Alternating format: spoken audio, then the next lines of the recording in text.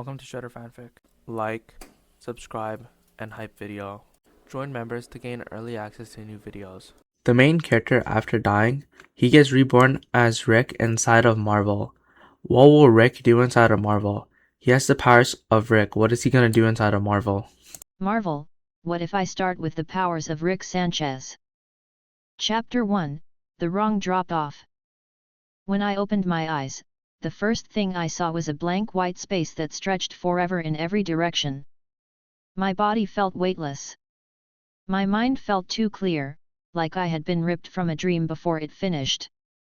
Then I noticed the glowing orb hovering in front of me, soft light pulsing, humming faintly. The orb spoke, its voice neither male nor female, smooth but plain. You died unjustly. I blinked at it. Yeah, no kidding. Truck. Red light. I remember the whole thing. Correct, the orb said. A driver ran a red light. You were struck and died instantly. I rubbed my face, though I wasn't sure I had one. So, since you admit that, does that mean I get to go back? Fix it? Maybe respawn at home? There was a short silence. The orb dimmed slightly. No.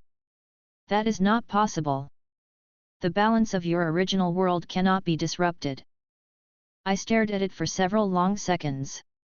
Then I sighed, dropped my arms, and said, So, you're saying you messed up, but I'm the one stuck with it. Yes, it said simply. Great customer service, I said dryly. So what now? You sending me somewhere at least fun? You will be granted another life, it said. To compensate, I shall bestow upon you the power of creation, intellect, and technology belonging to one individual from another universe. His name is Rick Sanchez. I blinked again. Rick? As in, Rick and Morty Rick? The drunk genius? You're giving me his brain. Yes, the orb replied. Fine, whatever. Just. I didn't get to finish. The white space vanished, and gravity slammed into me. My stomach flipped as air rushed around me. I hit the ground hard, rolling over pavement that burned my palms. I sat up, coughing, and saw cars speeding down a city street. Yellow cabs, steel buildings, glass towers, people walking fast with coffee cups. New York City. Then I saw a billboard with Stark Industries across the top in bold blue letters. I froze. My jaw tightened. My chest filled with something sharp. I looked up at the sky and yelled, Are you kidding me? A few pedestrians turned to stare. Someone muttered, Tourist, and kept walking. I stood there, brushing dirt from my jacket that I didn't even remember wearing. Out of all the worlds, I said to myself, you dropped me in Marvel. Not DxD. Not High School of the Dead. Not even some iSky farm village. Marvel. Where the sky falls every year and gods punch people through buildings. I sighed and rubbed the back of my head. Thanks, God. Really nailed it. Still, once the irritation faded, the weight of it started to settle. Marvel. That meant Tony Stark. That meant mutants, super soldiers, aliens, magic. That meant world-ending threats every other Tuesday. But I had Rick's mind. His intellect, his knowledge of dimensional science, his capacity to build anything. My thoughts felt wider, more complex. Equations formed naturally in my head. I could see how the traffic lights were wired, how the car's sensors interacted with each other. The world unfolded in patterns I had never noticed before. I flexed my fingers. All right. If I'm stuck here, I might as well make use of it. I started walking. My head moved on autopilot while my mind ran simulations. Materials, energy sources, power conversion methods.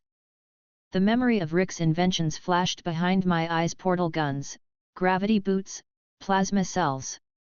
I could replicate them if I had the parts. I found an alley, quiet and damp. Dumpsters lined the wall. I crouched beside one and pried open a discarded electronic box. Broken wires, small chips, a few circuits. I smiled faintly. Old junk's better than nothing. I worked for an hour, soldering with friction heat generated by rubbing metal scraps together. It was crude but enough. The first device I made was a small energy meter, roughly cut together from scavenged parts. When I turned it on, the display flickered, scanning the local area.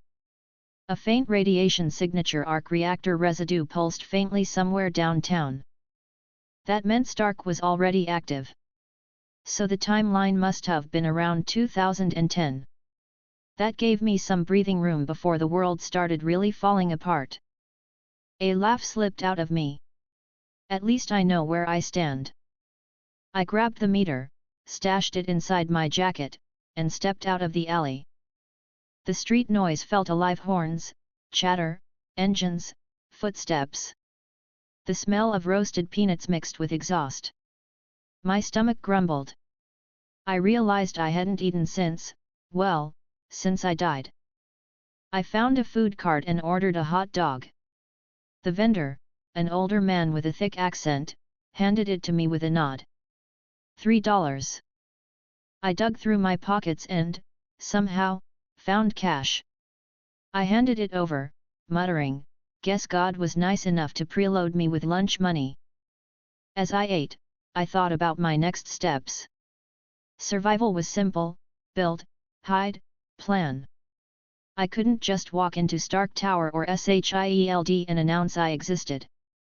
But I could start small: set up a workshop, create tools, build defenses. Still, the irony wasn't lost on me. I was in a world full of superheroes, with the brain of one of fiction's smartest and most unstable men. And I was spending my first day chewing on a street hot dog. A small part of me laughed again. Then the explosion happened.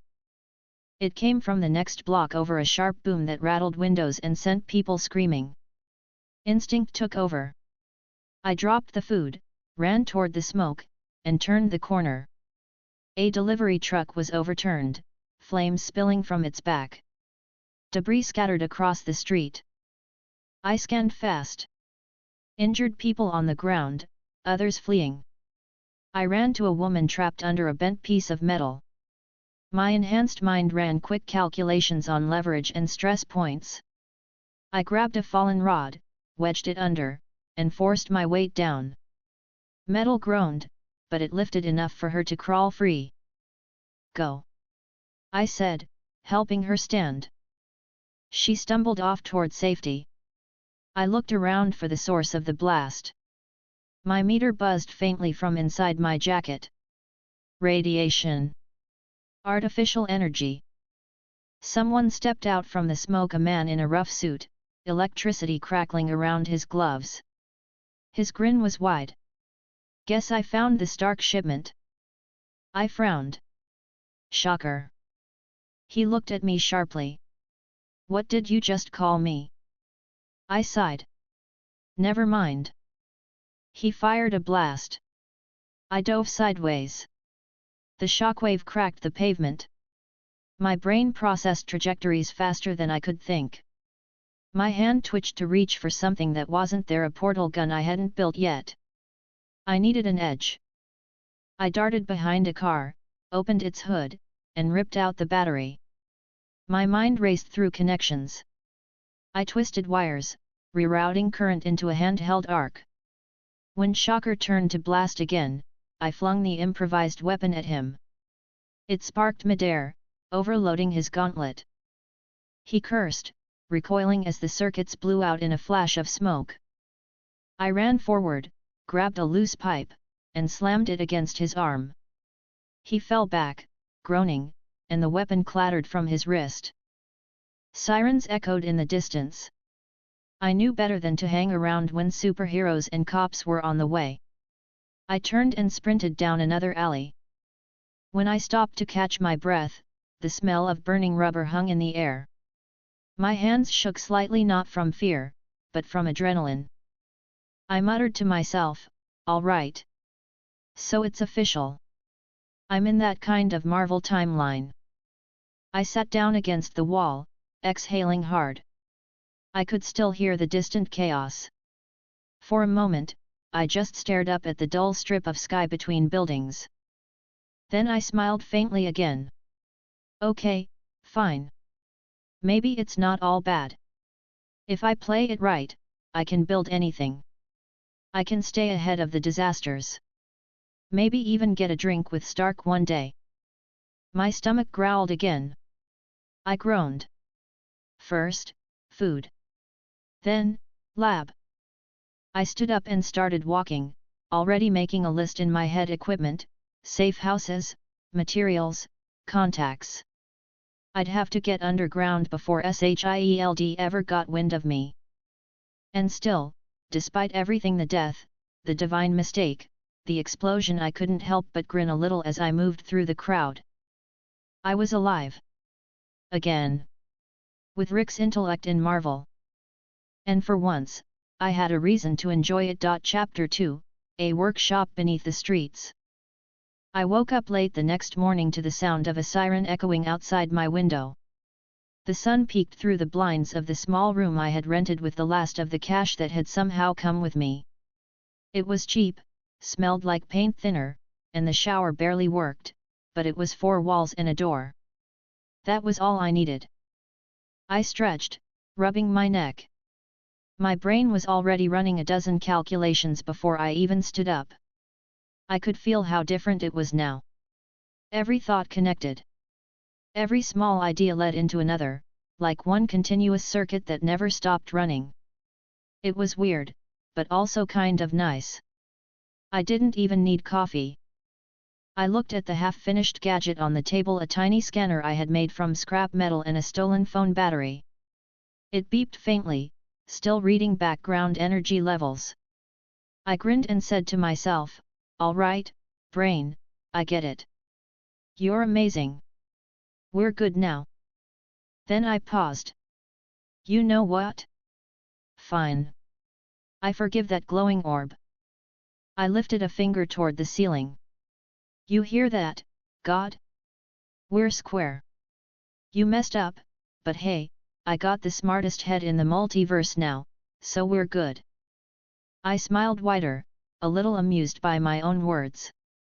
The orb had dropped me here by mistake, but I couldn't stay mad forever. Not when my mind could build anything. Still, I knew I needed a base. Somewhere I could work without worrying about people or Shield showing up. I wasn't ready for that kind of attention yet. The best place for that kind of setup would be underground, somewhere old, forgotten, and quiet. I grabbed my jacket, pocketed my tools, and left the apartment. The air outside was cool and smelled faintly of wet concrete. People rushed past, busy as always. New York never really stopped.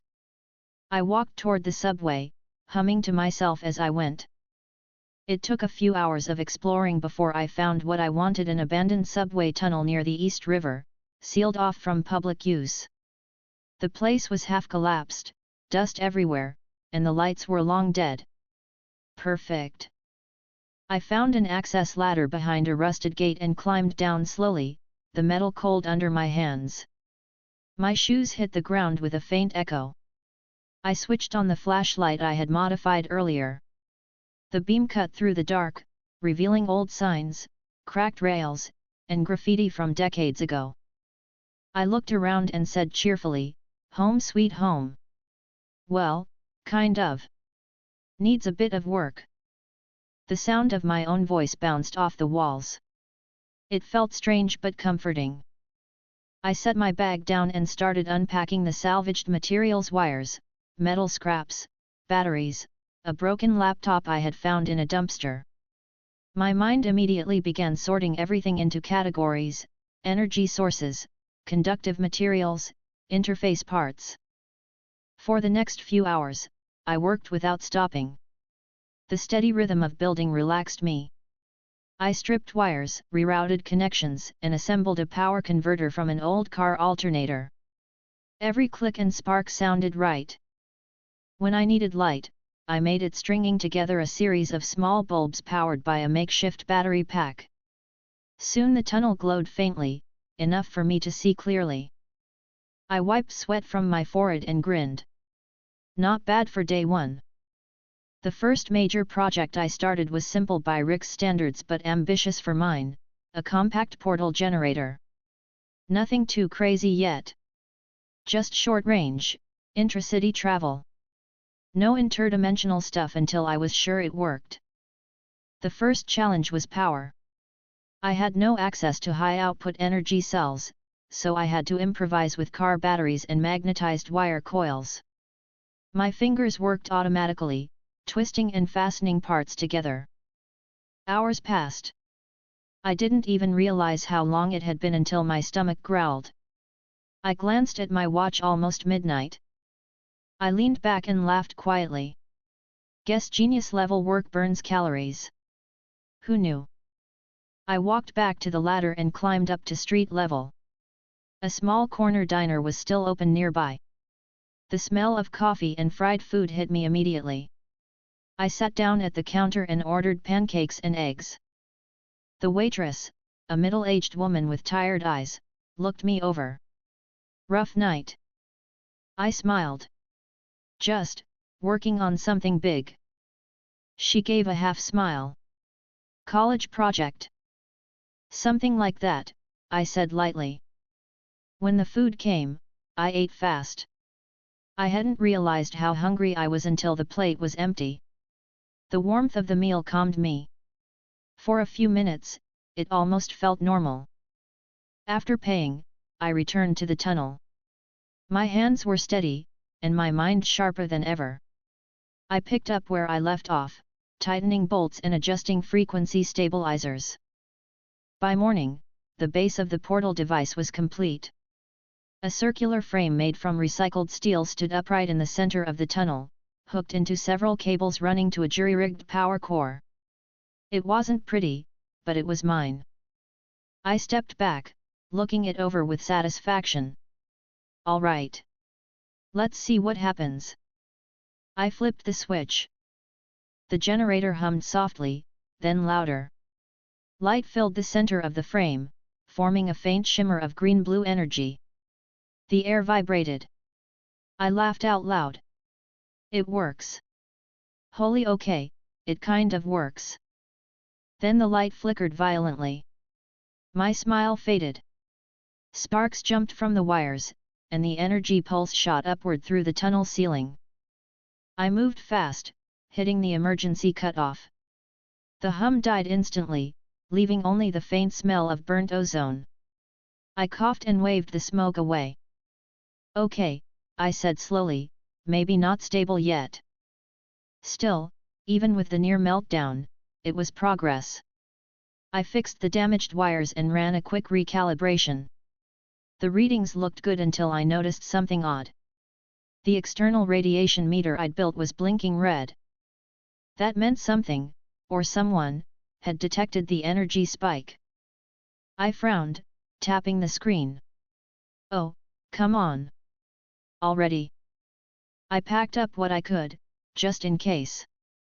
10 minutes later, I heard faint movement from above, the soft thud of boots on pavement. My mind snapped into focus. I turned off all lights, crouched behind the metal frame, and waited. A few seconds later, the grate above shifted, and a flashlight beam cut through the darkness. Two figures dropped down into the tunnel. Both wore dark tactical gear. The first one spoke quietly, his tone calm but firm. You pick up the same reading? Yeah, the second one replied. Gamma level fluctuations. Traces of energy consistent with Stark's tech. My stomach sank a little. I knew those voices. The first man stepped forward, the light catching his face, short blonde hair, blue eyes, and a focused expression. Steve Rogers. The second was Natasha Romanoff. I stayed still. My pulse quickened, but not from fear, just awareness. I didn't want to fight anyone. Especially not them. They started moving closer, scanning the area with a handheld detector. Natasha's eyes caught the faint glow of one of my still active devices. She crouched beside it. Looks like someone's been busy down here. Steve nodded. Doesn't look like a threat, but SHIELD will want to report. I stayed crouched behind the frame, thinking fast. If they found me, I'd have to talk fast or run faster. Then Steve turned his head slightly, frowning. His hearing must have picked up my breathing. Hello? Is someone there? I exhaled quietly and stepped out from behind the frame, hands up. Hey! Easy, easy. Just me. Not a villain, I swear. Both of them immediately shifted into ready positions. Natasha's eyes narrowed. Steve's shield came up slightly. Who are you? He asked. Name's Eli, I said quickly, making one up. I'm just a scientist. Kind of. Hobbyist. You know, I tinker. Natasha's eyes flicked to the half-finished portal. You built that? Yeah, I said with a grin. Pretty cool, right? I'm trying to make short-distance teleportation work. Still ironing out the kinks, though. Steve glanced at her, then back at me. You triggered a major energy spike. That could have brought the whole tunnel down. I scratched my neck awkwardly. Yeah, sorry about that. I got a little too excited. Didn't realize the power draw was that high. Natasha studied me for a few seconds, then said, Where did you get the parts? I shrugged. Around. Junkyards, old labs, eBay. You'd be surprised what people throw away. Steve lowered the shield slightly. His expression softened a little. Next time, maybe don't test unstable tech under the city. I laughed lightly. Fair point. Won't happen again. Natasha didn't look convinced but didn't press it. She turned to him. We should report this, but he doesn't look like a threat. Steve nodded. Just make sure you stay out of trouble. These readings got S.H.I.E.L.D's attention fast. You'll have eyes on you for a while. I raised both hands. Got it. No more explosions. They climbed back up and disappeared through the grate. Once I was sure they were gone, I exhaled hard and sat on the floor. My hands were still slightly shaky from the tension. Then I smiled again. Well, that could have gone way worse. I stood up and checked the machine again. It was intact, just overloaded. I spent the rest of the day making adjustments, fixing connections, and adding a stabilizer circuit. Every change made it a little cleaner, a little safer. When I finally turned it on again, the energy shimmered steady this time, no sparks, no surge. Just a faint portal flickering open to the other end of the tunnel. I stepped through it, came out the other side, and laughed quietly. Perfect. Now that's what I'm talking about.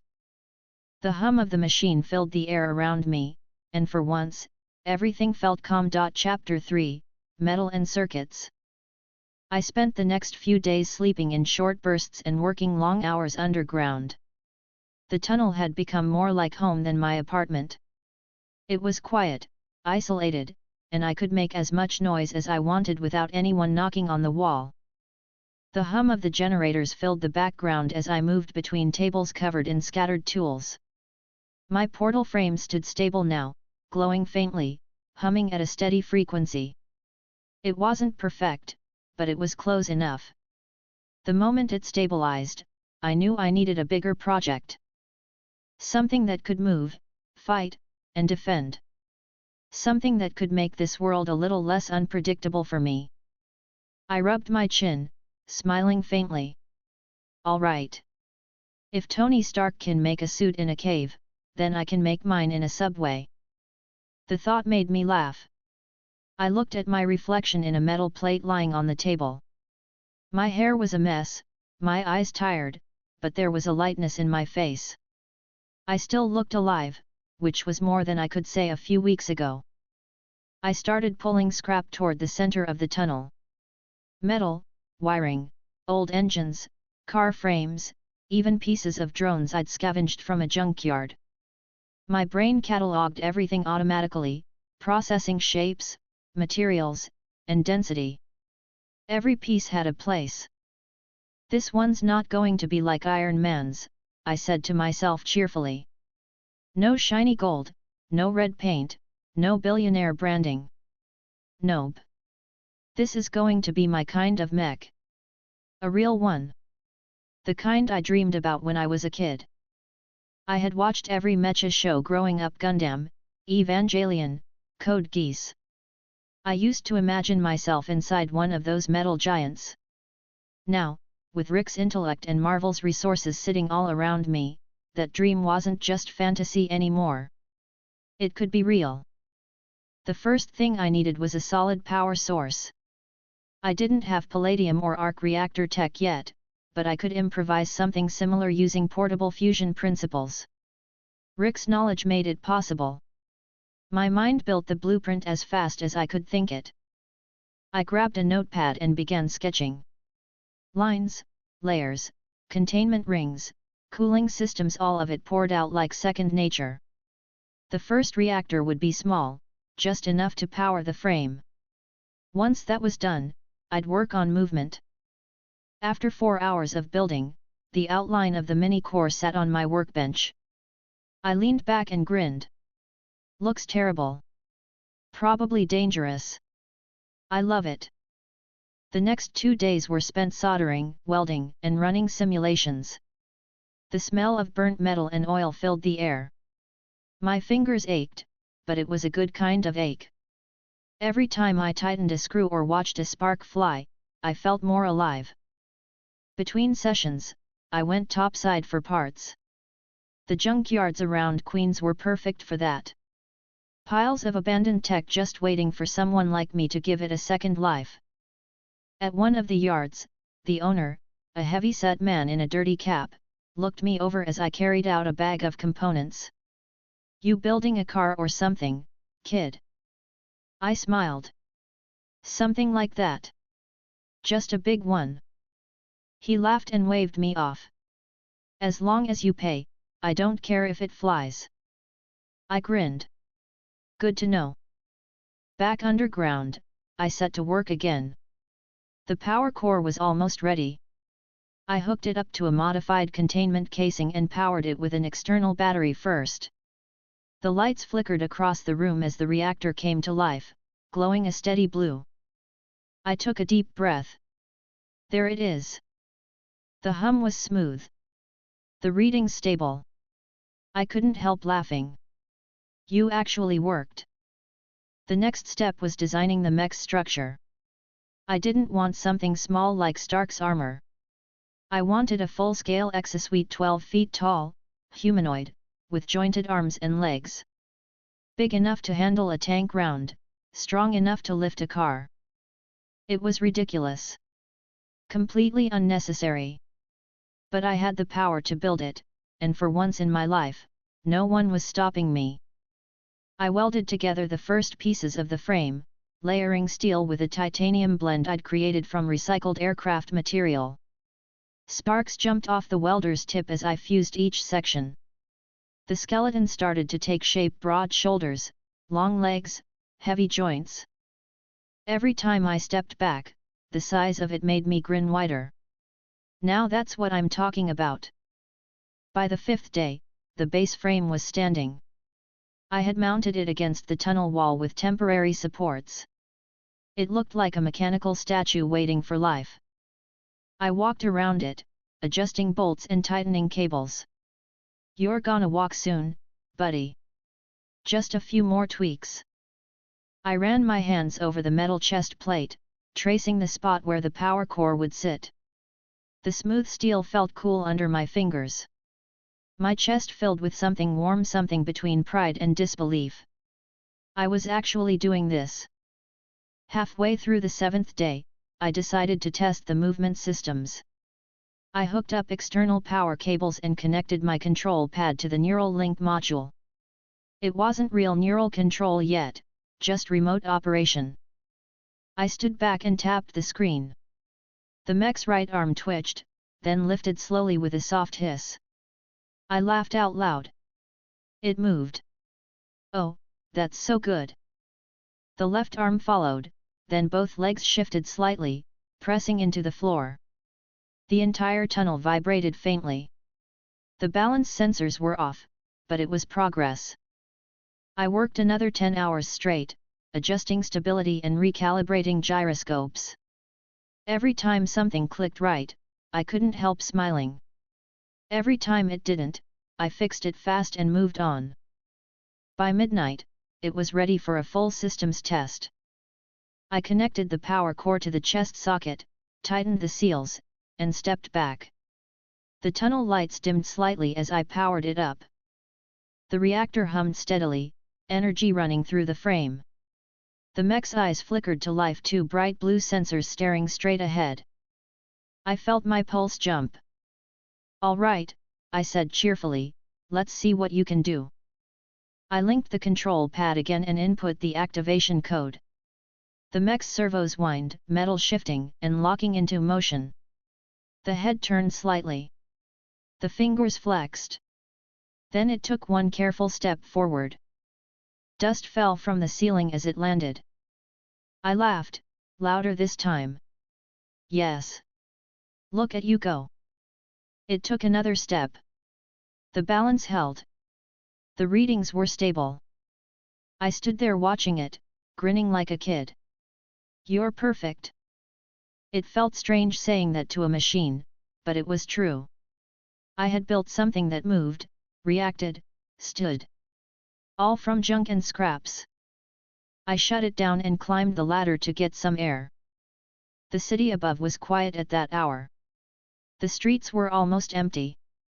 I bought a coffee from an all-night stand and leaned against a railing, staring out at the skyline. For a few minutes, I just breathed, taking in the sound of cars in the distance. I knew what was coming in the larger world, the events, the heroes, the chaos, but I didn't feel worried. I smiled faintly. "All right, Marvel World.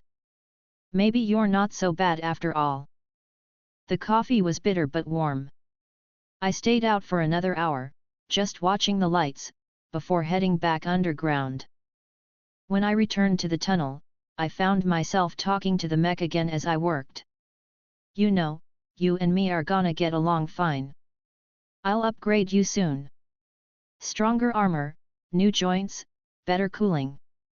Maybe even a flight system." I tightened another bolt and smiled wider. "You'll make every kid's dream come true." The hours passed quietly as I refined every detail: coolant lines, joint servos, shock absorbers. I ran constant diagnostics, fine-tuning energy flow until the readings were perfect. When I finally looked at the clock again, it was dawn. The tunnel was filled with a soft golden light filtering from the street grates above. I sat down against the wall, my back aching but my mind still running at full speed. I looked at the mech standing there, gleaming faintly in the morning light. "Yeah," I said with a tired smile, "you were worth it." The hum of the reactor filled the silence. I decided then that this tunnel needed a proper security system. The last thing I wanted was SHIELD or Stark showing up again before I was ready. I started by building automated sensors. Motion detectors, thermal cameras, and energy dampeners all hidden in the walls. If anyone came close, I'd know instantly. By evening, the tunnel's perimeter was protected.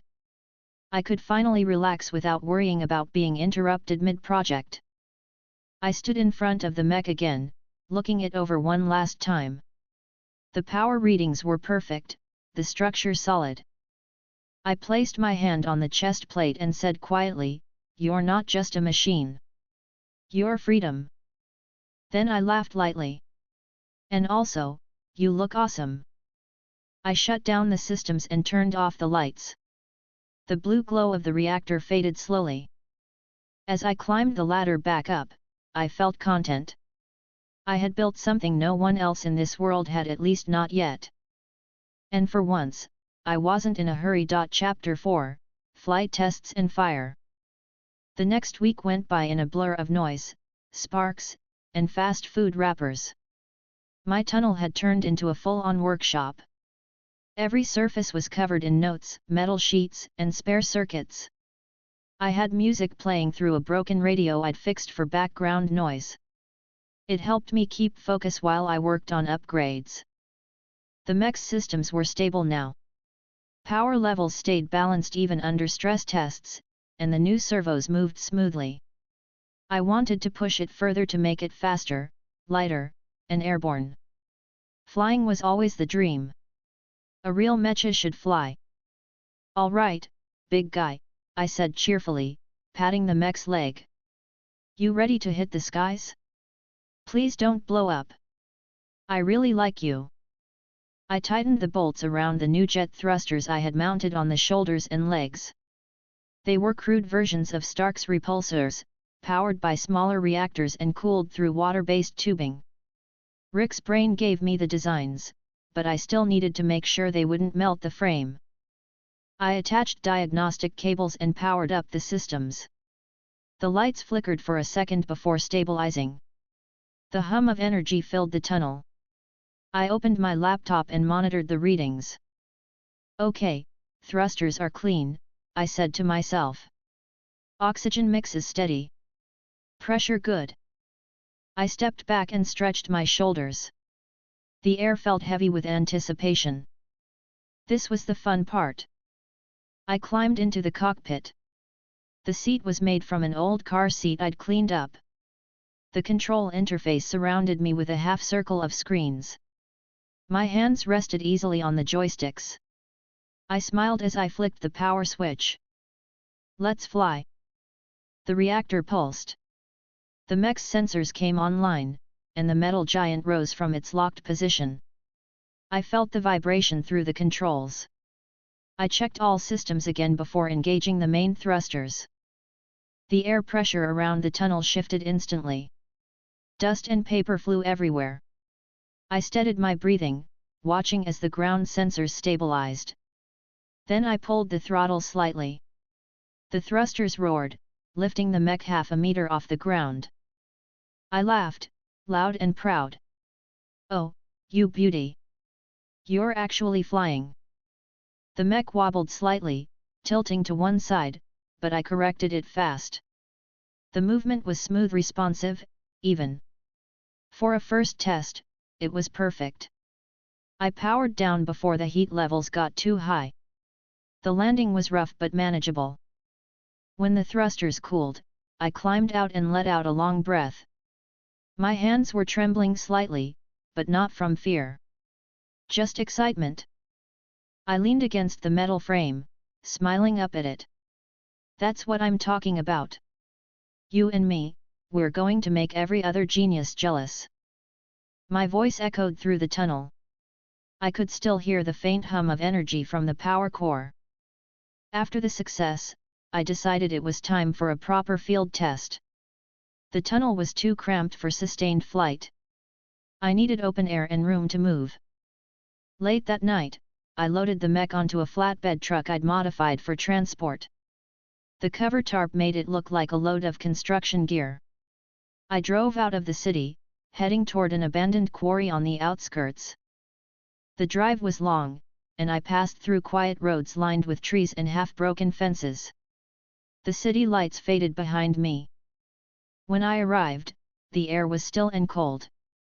The moon hung low, lighting the open ground.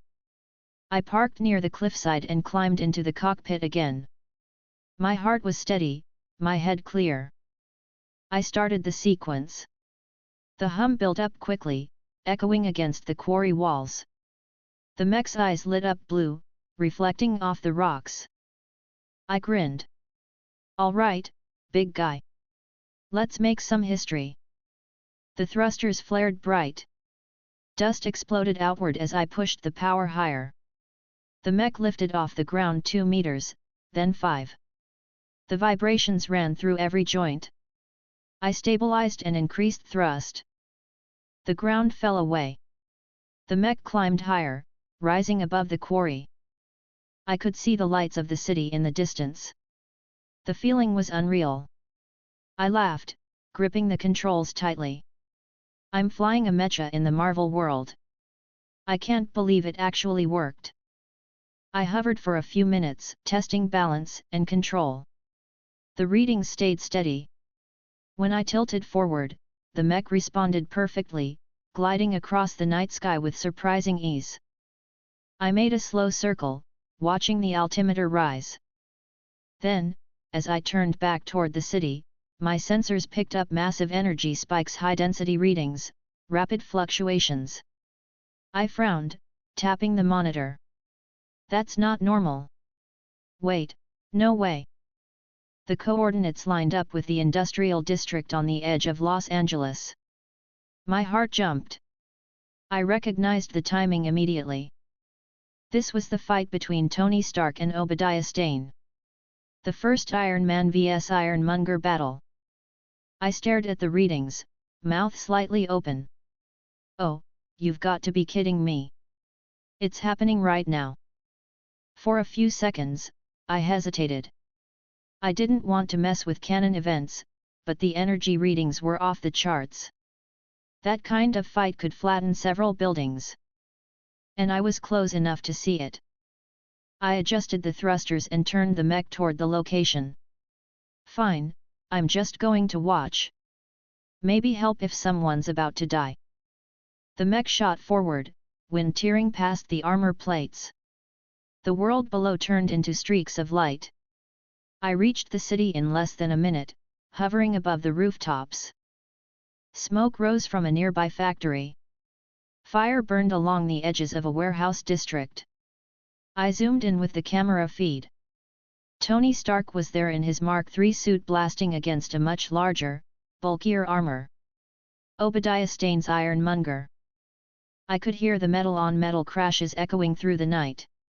Cars flipped. Windows shattered. The Ironmonger slammed Tony into the side of a truck, crushing it flat. I winced. Damn, he's getting wrecked. I hovered higher, staying hidden behind a tall building. My scanners tracked both armors, analyzing energy patterns. Tony's arc reactor was unstable, his suit showing overheating warnings. I watched as they fought onto the freeway. The Munger grabbed Tony and threw him like a rag doll, sending him skidding across the pavement. Sparks flew as he tried to get up. Okay, Tony, I muttered, you might want to get that reactor swapped sooner. The Ironmonger turned his attention to the crowd of fleeing civilians. The sight made my jaw tighten slightly. I might joke around, but seeing people in danger hit a nerve. I adjusted my altitude, preparing just in case. I didn't want anyone to die. Tony managed to recover, firing his repulsors to push the Munger back. The two lifted off, crashing through the side of a building and into the night sky.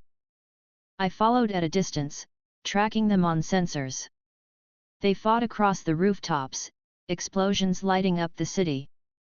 When they reached Stark Industries, I slowed and watched from above. Tony's voice came through faintly on open channels. Pepper, overload the reactor. I knew this part. It was the end of the fight, the one where Tony barely made it out alive. I hovered quietly as the Ironmonger chased Tony onto the roof. The massive reactor below started to glow brighter and brighter. Pepper ran for cover. The surge came fast. The entire building lit up as the overload sequence began. I pulled my mech higher to avoid the blast wave. The explosion hit like thunder. A column of light shot into the sky, tearing through metal and fire. The shockwave rattled my cockpit. I gripped the controls tightly. When the light faded, the Ironmonger was gone. Only smoke and debris remained. I exhaled, lowering the mech slowly until I could see Tony's red and gold armor resting near the roof edge. His systems were weak, but he was alive. Pepper was running toward him, shouting something I couldn't hear. I smiled faintly. Good. They made it. I stayed in the air for another minute, scanning to make sure no other threats appeared. The readings calmed. The fight was over. I turned the mech toward the outskirts and flew back toward the quarry. The engines roared behind me, the glow lighting the night. When I landed, the ground shook slightly from the impact. I shut down the systems and climbed out, feeling the cool night air hit my face. I let out a slow breath and rubbed my temples. All right, that was something. Watching an actual Iron Man fight in real time. That's wild. I laughed to myself quietly. At least I didn't have to jump in. He handled it. Still, seeing the scale of that battle gave me perspective. My mech was powerful, but it wasn't built for speed or close combat yet. If I ever needed to face something like that, I'd need to make improvements. I walked around the mech, inspecting the thrusters for damage from the long flight. A few bolts had come loose, and the cooling systems were strained. Nothing critical. I grabbed a wrench and started tightening parts. You did great today. Not bad for a first real flight. I smiled wider. The smell of hot metal filled the air. The reactor's soft hum lingered.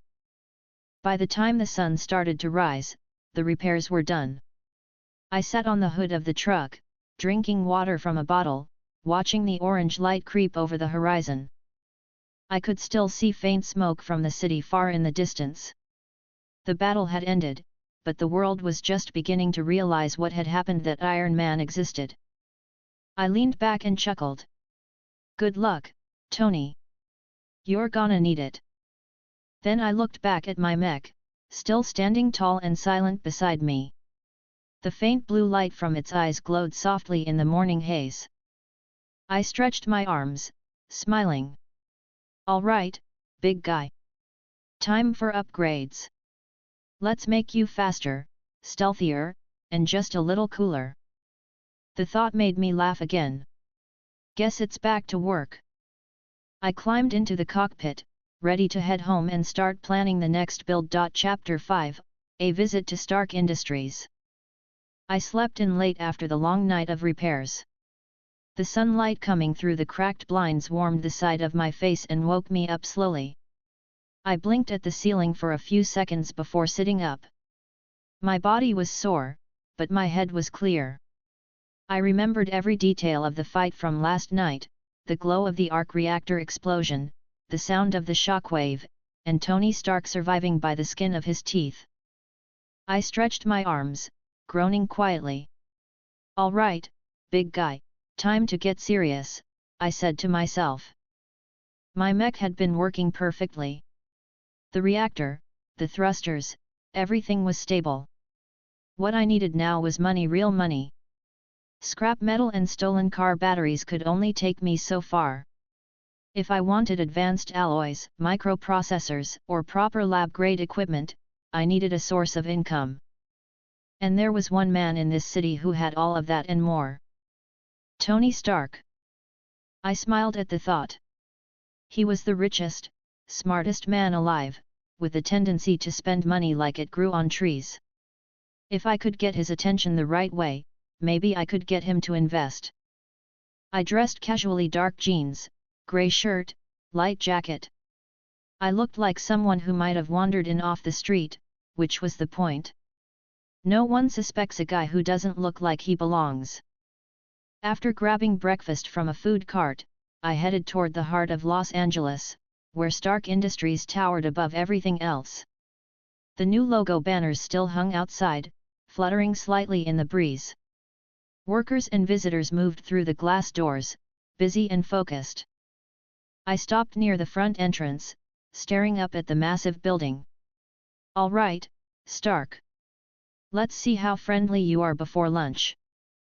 Inside, the lobby was bright and polished. The receptionist looked up as I approached. She smiled politely. Good morning. Do you have an appointment? Not exactly, I said cheerfully. I'm here to talk to Tony Stark. You can tell him Eli's here. He'll want to meet me. Her smile didn't change. Mr. Stark's schedule is full for the day. If you'd like, I can book you for a consultation next week. Yeah, that won't work. He's going to want to see this today. I leaned slightly closer, lowering my voice. Tell him it's about an independent energy project. One that might interest him. She hesitated, then sighed softly. Please wait a moment. She picked up the phone, speaking quietly. I waited, tapping my fingers on the counter, watching people walk past. Engineers, interns, security staff all moving like gears in a perfect machine. After a minute, the receptionist looked up again. Mr. Stark will see you. He's in the workshop. I grinned. Thanks. Told you he'd be interested. She smiled politely again, though I could tell she was curious. She gestured toward the elevator. The ride up was fast. The doors opened directly into one of Stark's private work floors. The room was large, filled with machinery, metal parts, and half-finished prototypes. The faint smell of oil and ozone lingered in the air. Tony Stark stood near one of the workbenches, back turned, wearing a black tank top and sunglasses. His hair was messy, and he looked like he hadn't slept much. A robotic arm hovered beside him, passing him a wrench. Thanks, dummy, he said as he tightened a bolt. I cleared my throat. Nice setup. I'd say you've been busy. He turned around, raising an eyebrow when he saw me. You're not one of mine. Who are you? Eli, I said with a friendly smile. You don't know me yet, but I watched your little fireworks show last night. Impressive stuff. He paused, studying me. You saw that from where? Let's just say I had a good view, I said lightly. Anyway, I came to talk business. Tony set the wrench down and crossed his arms. You're bold, I'll give you that. So what do you want, Eli who watches explosions? Funding, I said simply. He blinked once, then laughed softly. That's direct. I like it. Why would I give you funding? Because I'm building something worth funding, I replied, walking a few steps closer. I've been working on a mecha project. Not an exosuite like yours, but something larger. More autonomous, adaptable, and powered by a compact fusion source I made myself. Tony's expression shifted slightly. Fusion source? You built a reactor. Smaller than yours, I said cheerfully. But stable. I've tested it for several days. It can power high-output systems with less heat buildup than an arc core. He tilted his head, intrigued. You're not joking, are you? Nope. If I were, I'd have brought popcorn instead of blueprints. I reached into my bag and pulled out a small data pad. I placed it on the table and tapped the screen. Schematics appeared in holographic form, clean, detailed designs of the mech's structure, energy circuits, and core containment. Tony stepped closer, his eyes scanning the display. These are solid. A little rough on the material specs, but the math checks out. How did you even get the equipment to make this? I smiled. Creative shopping. He glanced at me. That's code for stealing, isn't it? Borrowing permanently, I said quickly, grinning. He let out a quiet laugh. You've got guts. I'll give you that. I shrugged. I figured you'd appreciate that. I mean, you built your first armor in a cave with scrap metal and car batteries. I'm just following tradition. He smirked. Fair point. I watched him scroll through the data for another minute.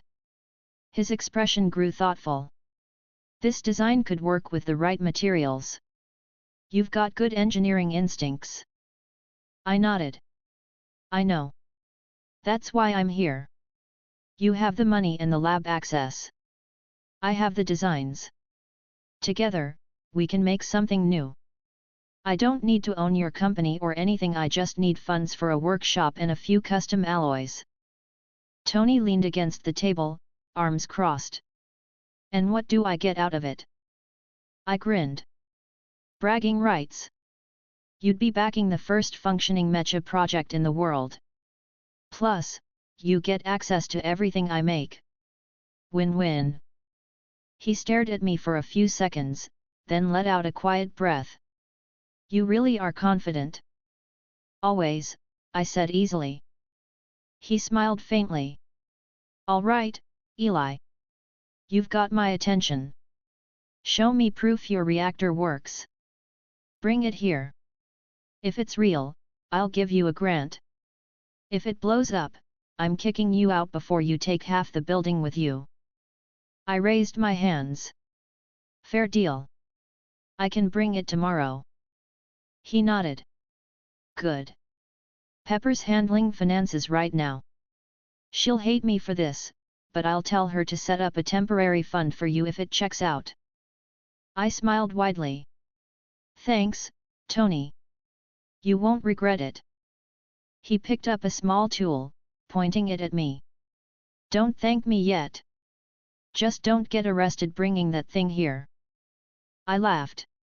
No promises. We spent another hour talking. He asked technical questions about energy containment, power ratios, and material limits. I answered every one, enjoying the back and forth.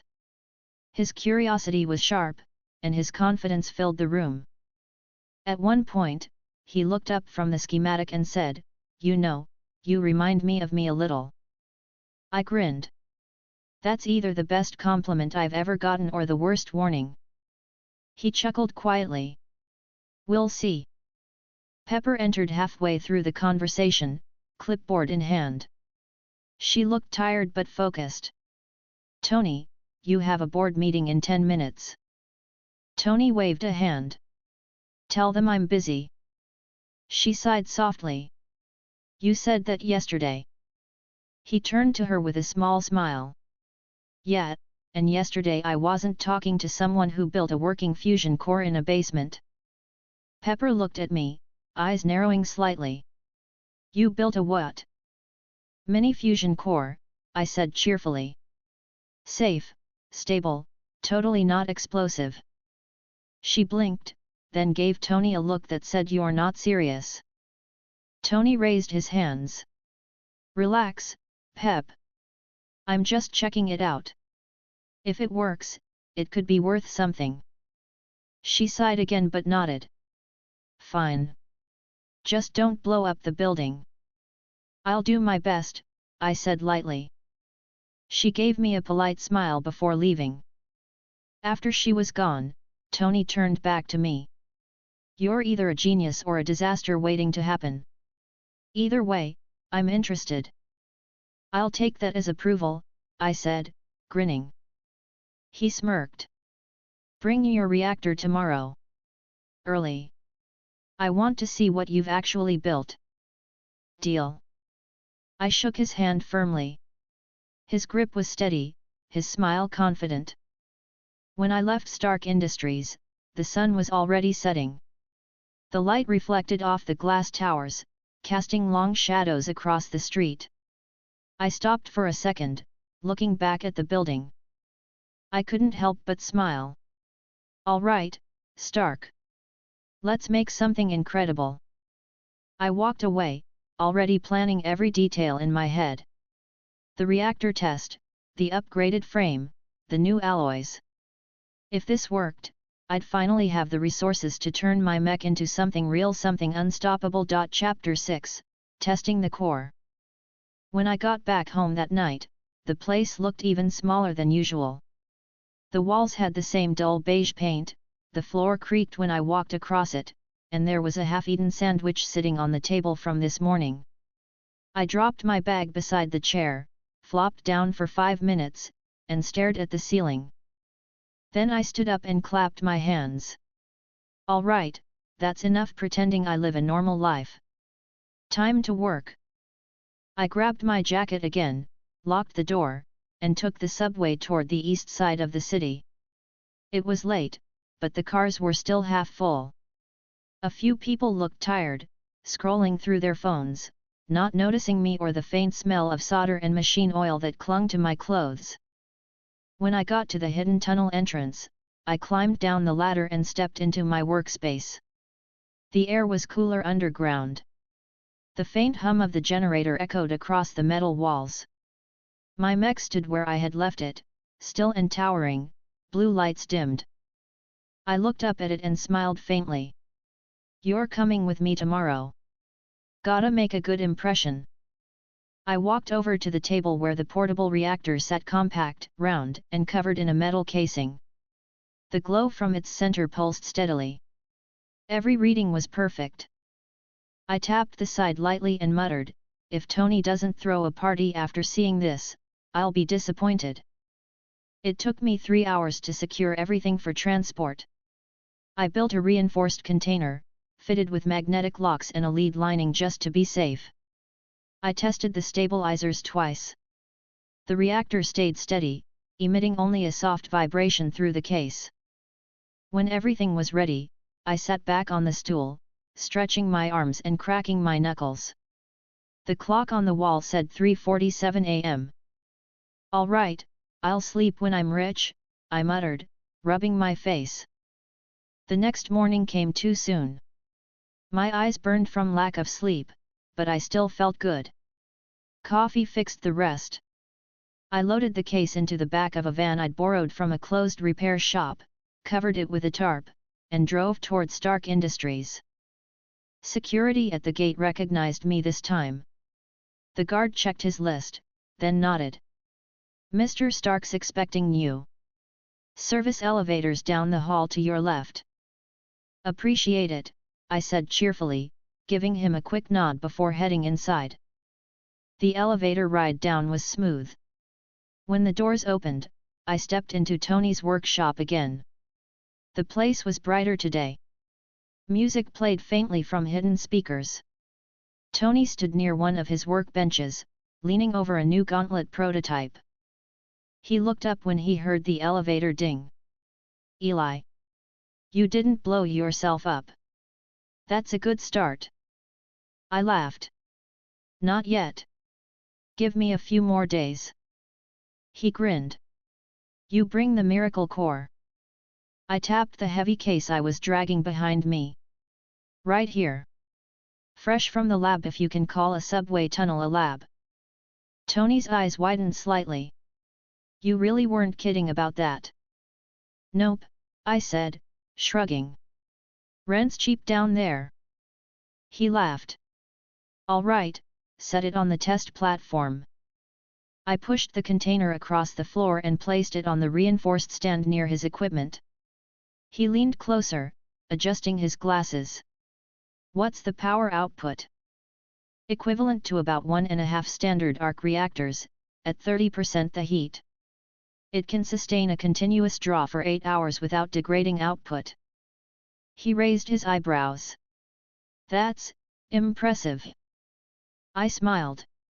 "Told you it was worth your time." Pepper entered a few moments later, carrying a tablet and a cup of coffee. She looked at the container, then at me. "This is the reactor you mentioned yesterday." "Yep," I said cheerfully. "Completely safe?" "Probably." Tony shot me a look. "Probably." I waved a hand dismissively. "It's fine. Relax." I ran the numbers, ran the simulations, and tested it for 72 hours straight. "Stable as it gets. I just like keeping you nervous." He smirked faintly. "You talk like me. It's weird." "Yeah, well," I said, smiling, "you're not exactly a bad influence." Pepper set her tablet down and crossed her arms. "If this thing destroys my building, I'm sending the repair bill to you." "Fair deal," I said easily. "You might want to stand back, though." Tony gestured to one of the robotic arms hovering nearby. Dummy, run a containment scan. The robot beeped and extended a sensor toward the container. A soft hum filled the room. Tony and I watched the readings on the monitor climb. The energy signatures were clean, steady and contained. He nodded slowly. All right, open it. I unlocked the magnetic seals one by one, then lifted the lid. The faint blue light from the reactor bathed the room. The pulse was even, bright, and steady. Tony stepped closer, his eyes scanning every inch of it. That's beautiful, he said quietly. I grinned. I know. You should have seen the first version, though. Melted a car battery in 2 minutes. Smelled awful. He laughed softly, shaking his head. You're insane. I like to think of it as confident, I said, checking the stabilizers. Want to see it powered? Absolutely. I connected the reactor's output leads to his diagnostic unit. The display came alive instantly. Energy flow levels stabilized at 98% efficiency. Tony stared at the numbers. That's ridiculous. How did you manage that without palladium? Thermal lattice shielding, I said proudly. I layered conductive gel between magnetic rings to diffuse heat before it builds up. It's crude, but it works. He blinked, looking impressed. You made that in a tunnel. Yup. He rubbed his jaw. I hate how much I like you right now. I laughed. You'll like me more when I start building the flight modules. He gestured to Pepper. Pep, set up a restricted fund for him. Label it under R&D independent contract. She frowned slightly. How much are we talking? Tony looked at me. How much do you need?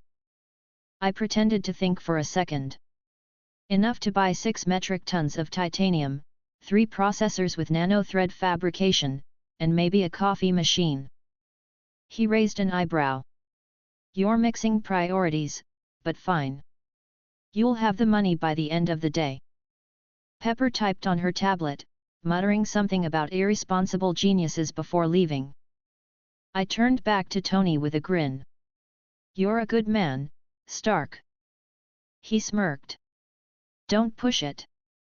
I just want to see how far you can actually take this. You're smart, but you're still running on scavenged junk. Not for long, I said cheerfully. Once I get my hands on the right parts, I'll finish the new flight array and maybe build a second mech. He looked at me. 2. One's for fun, I said, grinning. The other's for safety. Tony laughed again, shaking his head. You sound exactly like I did when I came back from Afghanistan. I shrugged. Then you know it works. We spent the next few hours running diagnostics. Tony analyzed every output line, comparing it to his own arc reactor's efficiency. I showed him how the internal regulators prevented overheating by rerouting energy through secondary rings. At one point, he leaned over the table, eyes locked on the readings. You realize you just solved one of the biggest heat problems in compact reactors. Yup, I said with a small smirk. You can thank me later. He smiled faintly. I might actually have to. By noon, everything had gone perfectly. The reactor didn't overheat, the readings stayed stable, and Tony looked genuinely impressed. He turned to me. All right, Eli. You've got funding, lab access, and enough material credit to build whatever you're working on. But you're doing it here. I don't want to read about an explosion on the subway. Fair, I said happily. This place is cleaner anyway. He nodded. We'll clear a section on the lower floor for you. You'll get an access badge tomorrow. Appreciate it, I said, stretching my arms. This is going to be fun. He smiled faintly. You really don't get nervous, do you? Nope. Doesn't help. I save that energy for building stuff. Tony laughed quietly. You're going to fit right in here. I packed up the reactor carefully, locking the seals again. Pepper returned just as I finished. Funds are approved, she said, handing me a badge and a document envelope. Perfect, I said cheerfully, taking them. You two just made my month. She gave me a polite smile. Try not to destroy anything expensive. No promises. Tony grinned at that. Good answer. We spent the rest of the afternoon exchanging design ideas. He showed me his repulsor system schematics, explaining how he optimized magnetic containment for propulsion. I countered with the idea of integrating his tech into a larger system for vertical flight. The collaboration flowed naturally. Tony worked fast, asking sharp questions and sketching adjustments mid-conversation. His confidence filled the room, but it wasn't arrogance, it was focus. By the time the sun started to set, we had a shared draft for a dual flight stabilization module that could be adapted for both his suits and my mech. He leaned back, satisfied. This might actually work. It'll work, I said confidently. Just wait until I build the prototype. Tony grinned. You know, I was right. You really are insane.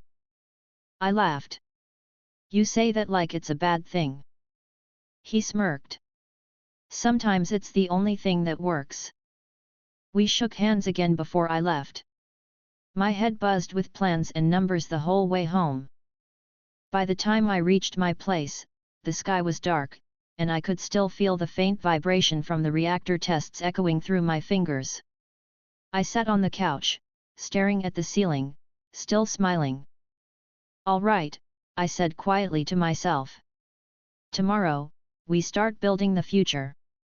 Chapter 7, Hidden Circuits and Open Wallets. The sun was already high by the time I got back to the tunnel. My new Stark Industries badge hung from my pocket, catching the light every time I moved. I tossed it on the table and rubbed the back of my neck. My body was sore from hauling the portable reactor around all morning, but my head was still buzzing with plans. The meeting had gone better than I expected. Tony had seen enough to be impressed, which was good. But impressed didn't mean trusted. He was too sharp to give away everything, and I was too smart to hand it all over. I leaned back in the chair and smiled faintly. All right, Stark, you get the light show. The real brains stay here. The tunnel looked exactly like I had left it, dim lights, rows of tools, the mech standing silently in the corner like a sleeping giant. The faint hum from the backup generator echoed across the room. I walked toward the mech and rested a hand against the cool metal of its leg. You and me, I said softly, we keep our secrets. The new funding would help, no question. Titanium, processors, specialized alloys all within reach now. But everything that mattered, the fusion containment algorithms, the AI framework, the full mech schematics, those were mine alone. Tony could see the surface level tech, nothing deeper. I pulled a notebook from my desk and flipped through the pages filled with numbers and sketches. The next step was building a secret extension beneath the main tunnel somewhere even I could barely reach without a direct route. I wanted to make sure nobody, not even Stark's satellites, could get a reading from it. Let's make some room, I muttered cheerfully, grabbing a power drill. It took the next 5 hours of solid work to carve a new tunnel section. I used plasma cutters to melt through the older concrete layers, clearing space for a second chamber. Sweat dripped down my neck, my arms ached, but I didn't stop. By the end of it, I had a space large enough for another small lab. I ran cabling through the ceiling, connecting it to the main generator. Once the lights flickered on, I stepped back and grinned. Perfect. Stark gets to see the shiny workshop up top, and I get the real one down here. I spent another 2 days building out the hidden lab. New tables, reinforced floors, lead shielding, even a false wall in case anyone found their way inside. Every wire, every bolt was placed with purpose. I worked while music played quietly from an old speaker, filling the silence. Around midday on the third day, my phone buzzed. The screen showed Tony's name. I wiped my hands on a rag before answering. "Yo, Stark," I said cheerfully. "What's up?" "Just checking in," he said, sounding casual. "Pepper's been going over your budget requests. You really need 6 tons of titanium." "Technically 5.5, I said, smiling. "But rounding up saves time later." He chuckled. "Fair enough. You got the shipment's site?" "Yeah. Have it dropped at the west entrance. I'll handle the rest." "Good," he said. "And Eli, try not to vaporize yourself." "No promises," I replied before hanging up. I tossed the phone on the table and looked over the materials I already had. Between Stark's funding and my own scavenging, I finally had enough to start on the flight stabilizers and the mech's internal processor core. The real trick was keeping everything balanced, showing Tony enough progress to justify his trust but never enough for him to reverse engineer it. That night, I set up a dummy project upstairs at the new Stark-funded workshop. It looked like a flight control rig, a compact system with a visible power core. The readings were real, but they were capped at 1/10 the actual output. When Tony stopped by later that week, the lab lights flicked on automatically as he entered. He had his usual confident walk, a small smirk tugging at his mouth. "You've been busy," he said, glancing at the monitors. I smiled. "You're paying me to be." He walked up to the rig and tapped one of the panels. "This the flight control you mentioned?" "Yep. It's a simplified test unit. Nothing too fancy yet. Want to see it in action?" "Always." I typed a few commands on the console. The small metal platform on the table began to hum softly, rising a few inches off the surface. It hovered there steadily, emitting a soft glow. Tony's eyes narrowed slightly as he watched the readouts. "Stable. You're getting cleaner lift than the Mark II. "Different calibration," I said. I changed the feedback pattern. "Less vertical thrust loss." He nodded approvingly. "Smart." I shrugged, grinning. "Yeah, I have my moments." He studied the rig for another minute before turning toward me. "So what's next?" "Scaling," I said quickly. "This one's just a test. Once I've got the alloy sheets ready, I can start attaching the real modules." Tony looked amused. "And where exactly are you doing that? I don't see a 12-foot metal monster hiding in this lab." I laughed. "Oh, please. You think I'd build something that big in your shiny building? I've got another space. Underground. Nice and private." He smirked. "You've got style, I'll give you that." "I try," I said cheerfully. He leaned against the counter, folding his arms. "Just remember, if you blow up half the city, I'm blaming you publicly before Pepper can stop me." "Fair," I said, nodding. "But if I succeed, I expect you to buy dinner." "Deal," he said, smiling faintly. We spent the next hour running small diagnostics. Tony kept his questions direct, mostly about power efficiency and safety parameters. I gave him honest answers but only about the surface mechanics. Anything deeper stayed locked away in my head and in the hidden tunnel. When the tests finished, Tony packed up his tools and clapped me on the shoulder. "Keep it up, Eli. This is good work. You might actually make me feel old." "Hey, that's what I'm here for," I said with a grin. He laughed quietly, shaking his head.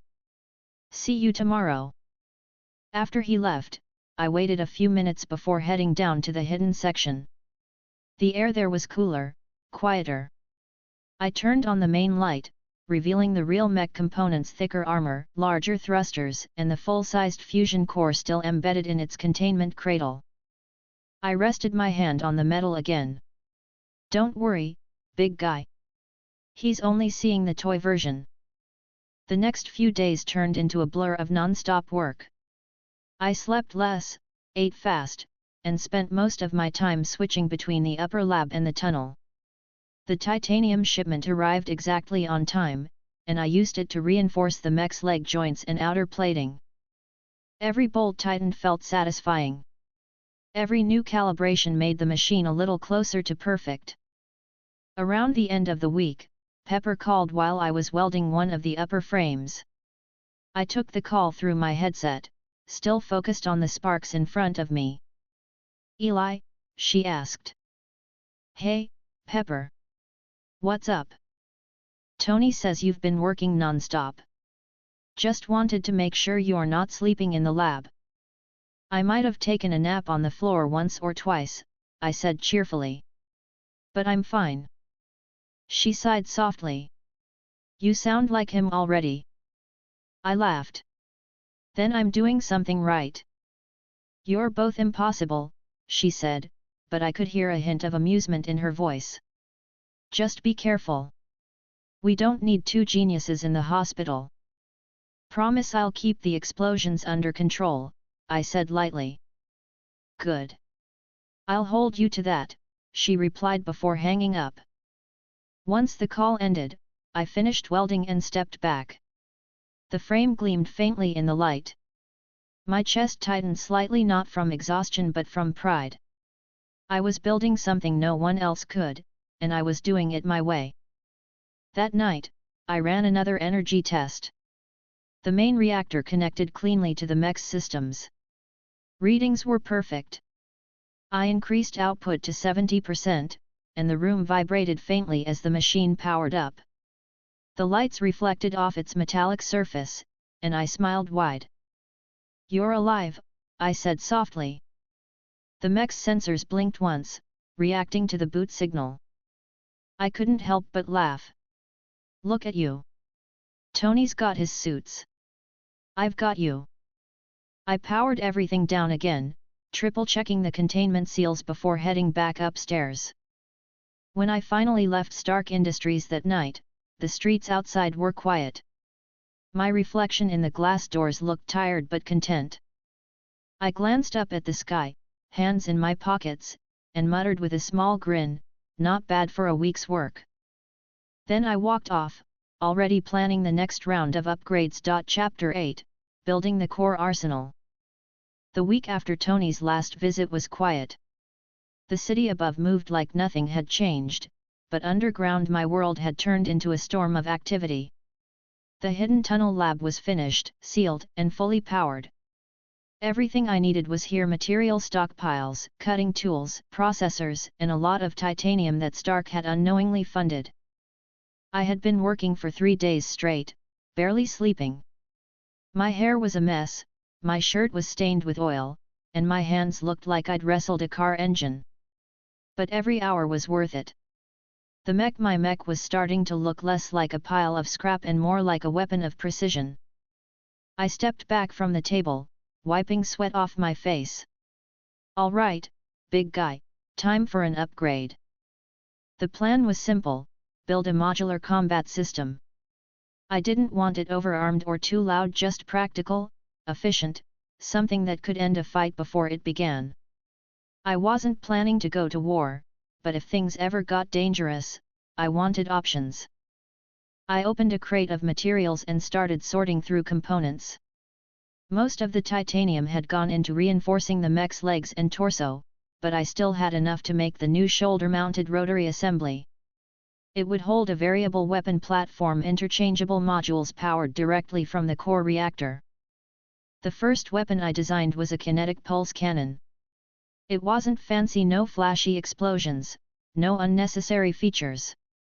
Just pure, controlled energy capable of knocking a tank off its tracks. The design fit neatly into the right arm compartment of the mech. The left arm, though, was special. I had been working on something more creative there, a retractable manipulator claw capable of precision work and combat utility. It wasn't just about fighting, it was about control. I set the arm casing on the workbench and started tightening bolts with the wrench. Sparks shot out from the welding point. My ears buzzed from the sound, but I didn't stop. My movements stayed fast and sure. I'd done this enough times now that it felt natural. "Come on, hold still," I said under my breath, forcing the alignment pin into place. The joint clicked into position, smooth and secure. I checked the readings on my laptop. Everything came back clean, zero resistance, perfect motor balance. I smiled. Good. That's what I like to see. Half an hour later, I connected the pulse cannon assembly to the mech's arm socket. The magnetic clamps locked in with a heavy thud. The system beeped, confirming the mount. "Perfect fit," I said, patting the metal casing lightly. The reactor hummed steadily in the background. Its soft blue glow lit the lab, pulsing in rhythm with the mech's internal diagnostics. I adjusted the power flow manually through the console, routing a small fraction to the new weapon system. The charge lines came online one by one, glowing faintly along the mech's arm. I backed away and crossed my arms, studying it. "You look like you mean business now." I tested the arm movement. The servo motors whirred as the arm rotated smoothly, the barrel of the cannon sliding into position. The sensors stabilized instantly. The recoil compensation system worked better than I expected. "All right," I said cheerfully, "let's see if you can shoot straight." I aimed the mech's arm toward the reinforced wall at the far end of the tunnel. The wall had been layered with thick metal plates, each one designed to absorb impacts. I set the output to 10%. When I hit the trigger on the console, a sharp pulse of energy shot forward. The impact cracked the first layer clean in half, leaving a perfect hole through the center. I laughed out loud. "Oh, that's beautiful." I checked the temperature sensors. The weapon stayed within limits. No overheating, no unstable readings. It worked better than I had hoped. The next few hours went by fast. I built the shoulder mounts, the retractable control systems, and the cooling units. Every screw turned cleanly, every wire connected smoothly. I didn't even feel tired anymore. The focus kept me awake. By the time I took a break, it was close to midnight. I sat on a crate, eating a cold sandwich I'd forgotten about earlier. The air was heavy with the smell of metal and oil, but I liked it. It smelled like progress. I looked at the mech again. It stood tall and silent, blue light reflecting off its frame. The sight made me grin. "You're looking better every day." The sound of my phone vibrating broke the moment. I picked it up. Tony's name again. "Hey, Stark," I said, half cheerful, half tired. "You sound like you've been awake for a week," he said dryly. "Close enough," I said with a grin. "What's up?" "Just wanted to make sure you didn't accidentally tunnel into my building or something," he said. "Nah," I replied. "I'm staying underground where it's safe. Less noise, more work." He chuckled. "You're seriously doing this full time?" "Hey, when genius strikes, you ride the wave," I said. "Besides, you're the one paying for the materials. Gotta get your money's worth." He laughed quietly. "You're definitely not normal." "Thanks," I said cheerfully. "I take that as a compliment." "All right, keep me posted if you blow anything up," he said, hanging up before I could reply. I set the phone down, still smiling. Then I stood up and grabbed my gloves again. "Back to work," I muttered. The next morning, I started integrating a self-repair system using nanofiber wiring. The idea was simple: if the mech took a hit, the microfilaments would fuse cracks automatically using the excess heat from the reactor. It was tedious work, but I loved it. The thought of a machine that could patch itself up mid-battle made me grin. Halfway through soldering a section of wiring, I heard footsteps above the tunnel light, deliberate. I froze. Only 2 people knew about the upper lab, Tony and Pepper. I turned off the torch and wiped my hands before climbing the ladder. When I opened the hatch, I saw Tony standing there with his hands in his pockets, looking around the workspace. "Morning," he said casually. "You look like you've been living here." I laughed. "Close enough. You should see my fridge half empty and full of coffee." He smirked. "I don't doubt it.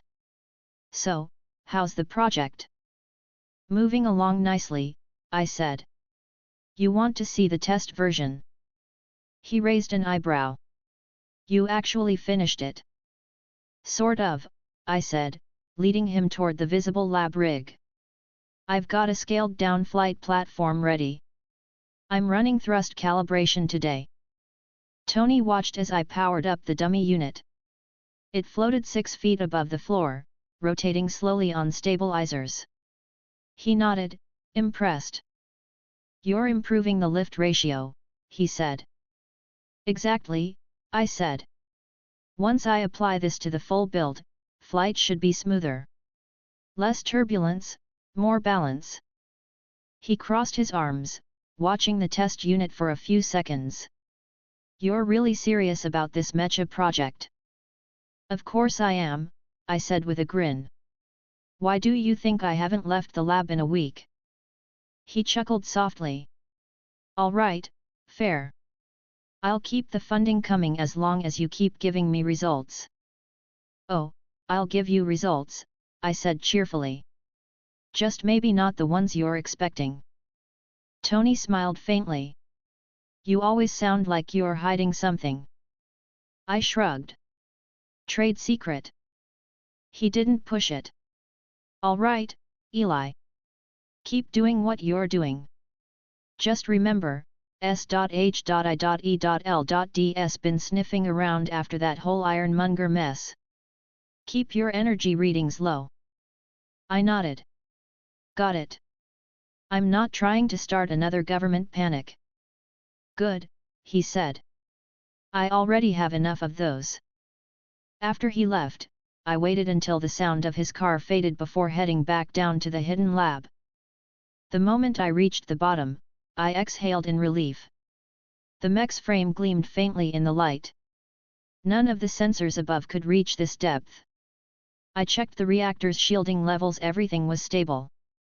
"All right," I said quietly. "Let's finish the arsenal." I built a compact missile array next, small enough to fit into the mech's shoulder compartment. Each missile was guided, self-contained, and powered by microreactors. They weren't meant for destruction, just deterrence. It took 2 full days to complete the system. I barely stopped to eat. By the end, my hands were shaking from exhaustion, but the mech's arsenal was finished: 1 pulse cannon, 1 manipulator arm, and the missile pod. When I finally powered everything up together, the sound filled the tunnel, a deep hum, mechanical and steady. The lights dimmed for a moment as the mech came online. Its sensors glowed bright blue, the system syncing one by one. I smiled tiredly but happily. "You're ready." I opened the console and checked the weapon calibration. Everything responded perfectly. I ran the pulse cannon test again, this time at 20%. The blast hit the reinforced wall, shaking the tunnel but holding steady. The missile lock system blinked green on the monitor. I armed a single one and fired it at a target drone I'd placed at the far end of the extension chamber. The explosion was sharp but contained. I couldn't help but laugh, shaking my head. "You're better than I thought you'd be." I leaned against the wall, breathing hard, a faint ache in my muscles. My entire body was tired, but my mind wouldn't stop racing. The mech was complete or close enough. I'd add upgrades later, maybe new systems, maybe stronger armor. But for now, it worked. The reactor hummed softly in the background, steady as ever. I stayed there for a long moment, just watching the machine stand silently in the center of the lab. It wasn't about showing it off or selling it. It was about control, about having something powerful enough to keep me safe, to keep the people I cared about safe if things ever went south. I smiled faintly. Good work, partner. Then I turned off the lights, the mech's sensors fading into darkness, leaving only the faint blue glow of the reactor behind me. Chapter 9, Desert Sparks. The next morning started like every other: loud machinery, strong coffee, and a list of things that could probably kill me if I miscalculated by even a fraction. The mech stood still in the middle of the underground chamber, every system perfectly aligned. The reactor hummed like a steady heartbeat behind its chest. I wiped the oil off my hands and said cheerfully, "All right, big guy, time for some fresh air. Let's see how you do outside." I spent the next few hours prepping for the field test. The tunnel exit connected to an old drainage line that led out toward the edge of the desert north of Los Angeles. I had already reinforced the entrance with retractable plating weeks ago. The plan was to move the mech through the hidden route, surface near the canyon rim, and test its weapon systems there. I loaded the supply truck with spare energy cells, a toolkit, and enough coolant to fill a swimming pool. After double-checking the reactor containment on my console, I lowered the mech onto its transport rig. The magnetic locks snapped tight, holding it in place. I climbed into the driver's seat, adjusting my sunglasses as I started the engine. "All right, let's roll." The truck rumbled through the tunnel, headlights cutting through the dark. My mood was good, tired, sure, but good. I hummed to myself while the tires bumped along the old maintenance road. Once I hit the surface, the world opened up around me. The early sun painted the desert in orange and gold. It was quiet out there, just wind and open sky. I parked at the test site, a flat stretch of sand surrounded by rocky cliffs. The perfect place to make noise without anyone complaining. I jumped out of the cab, stretched my arms, and looked around. Not bad. Could use some shade, though. I released the locks and lowered the mech to the ground. The heavy platform shook the dirt as it landed. The legs adjusted automatically, stabilizing their balance. I walked around the machine, running a hand across the smooth metal. "Let's do this," I said happily. The cockpit opened with a soft hiss. I climbed inside, the console lighting up immediately. The seat molded to my shape as the system recognized my input. I adjusted the controls, smiling as the familiar hum surrounded me. "Powering up main core," I said aloud, more to myself than anything. The reactor came online, the blue light glowing brighter through the panel. "All systems green." The mech rose slowly to full height, standing solid against the desert wind. Dust blew around its feet. I checked the sensors: no nearby movement, no energy signatures. Just empty space. I grinned. Perfect. I started with basic movement tests. The legs moved smoothly across the sand, each step steady and balanced. The servos didn't drag, and the energy readings stayed within range. The mech's joints rotated perfectly. After a few minutes of walking and turning, I leaned back in the seat. "All right, flight test next." I pressed the ignition for the main thrusters. The sound filled the desert, deep and sharp. Dust flew in every direction as the mech lifted a few meters off the ground. I kept the altitude low for the first test: slow hover, minimal thrust. The control felt perfect. The stabilizers compensated for crosswind automatically. I couldn't help but smile. "Look at you, actually behaving for once." After a few test maneuvers, I landed and switched to weapons testing. The pulse cannon was ready, and I had set up a few reinforced dummy targets along the ridge earlier. I adjusted the aim, locking onto the first one. "Target 1. 10% power," I said cheerfully, pressing the trigger. The cannon fired, a tight burst of kinetic energy hitting the dummy square in the chest. The impact blew it apart instantly. The sand kicked up in a wave. I laughed, shaking my head. That's way better than I expected. I moved to the next target, increasing the power slightly. The recoil system absorbed the force perfectly. Every test went smoother than the last. Then came the missile system. I loaded a single guided shot into the launcher. It locked on the farthest target, an old armored vehicle I'd hauled out from a scrapyard. I pressed the button. The missile shot forward, leaving a streak of smoke before detonating cleanly against the vehicle. The explosion echoed off the cliffs, leaving nothing but scattered metal and dust. I sat back, whistling quietly. Yeah. That'll do. The mech system stabilized automatically after each shot, the readings staying cool. The heat sinks worked better than in the simulations. Everything about it felt right. Efficient. Precise.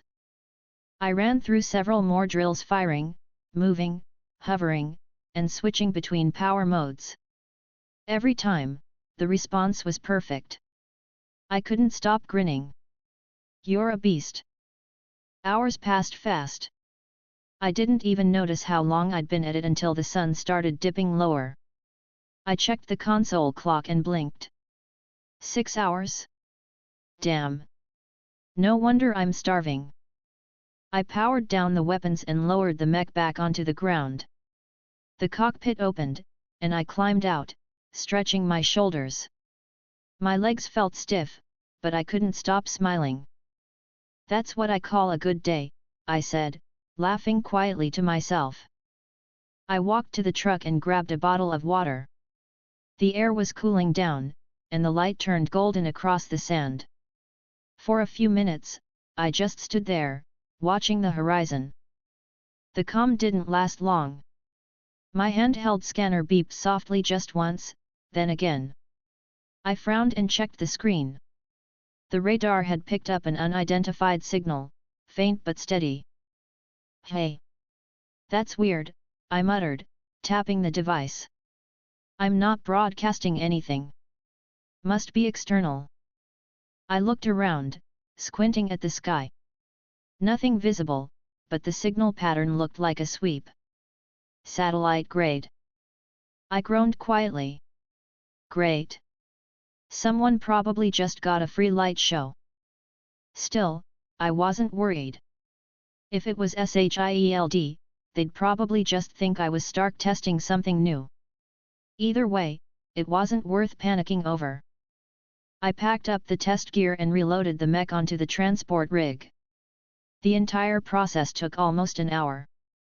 When everything was locked in, I climbed back into the truck and started the engine. The drive home was long, but the thought of food kept me awake. By the time I reached the tunnel, the sun had fully set. The headlights illuminated the path down. I parked near the main chamber, released the clamps, and powered the mech down for the night. The blue light from its reactor dimmed slowly. I stood there for a while, looking up at it. Not bad, hey? You did great. The tunnel felt quiet again. Just the low hum of machines and the faint echo of my footsteps.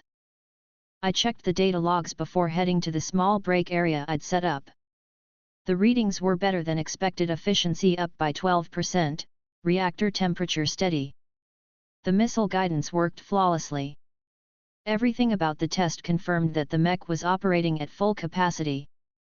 I grabbed some leftover takeout from the fridge, sat down, and pulled out my tablet. The satellite scan still bothered me slightly, even if I tried not to show it. I zoomed in on the coordinates of the sweep pattern. The signature matched SHIELD surveillance satellites, no question. I sighed, leaning back in the chair. All right, guess we got noticed. Figures. I ran through the possible outcomes in my head. Fury wouldn't make a move immediately. He'd gather data first, check reports, then send someone to ask Stark questions. Tony would brush it off, probably joke about me building lawnmowers in the desert. As long as I kept things quiet for a few weeks, it would blow over. I finished eating and cleaned up, then checked on the mech one last time. The metal still radiated faint warmth from the reactor. I ran a hand along its surface, feeling the vibration under my palm. "You did good out there," I said softly, smiling faintly. "We'll lay low for a bit. Don't want to make too much noise too soon." I turned off the lights and headed toward the sleeping quarters in the back of the tunnel. The hum of the machines followed me as I closed the door. By the time I hit the bed, exhaustion finally caught up. My body ached, my arms felt heavy, but my head was clear. Tomorrow I'd go back to work, fine-tune the systems, maybe upgrade the cockpit interface. For now, sleep was good enough. The faint light from the reactor glowed through the crack under the door, steady and calm. Chapter 10, Trouble Comes Knocking.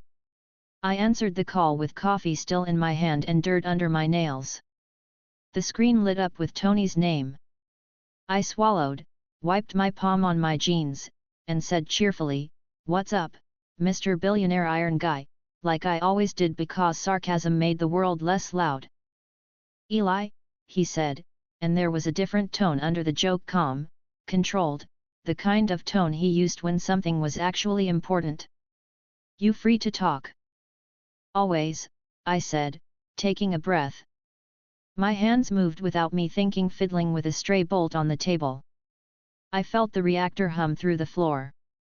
"Unless you mean free as in don't blow up while I'm on the phone, because in that case, I'm booked." He didn't laugh. S.H.I.E.L.D. pinged me. Not a formal call, more of a courtesy heads up. Agent Carlson stopped by earlier. He was asking about unusual energy spikes in a desert event. Said some satellite picked up a kinetic signature they couldn't identify. My throat tightened for a second, just enough that I noticed it. I kept my voice light. "Oh. That must have been some weird meteor.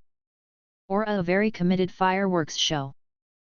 "Don't make jokes, Eli," he said. "They're professional. They're thorough. Carlson's the kind that files reports that make people rearrange their whole week." He paused.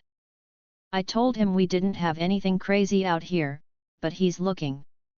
He asked me to pass along a note: "If you're testing anything with the kind of output you showed me, keep it low and let me know."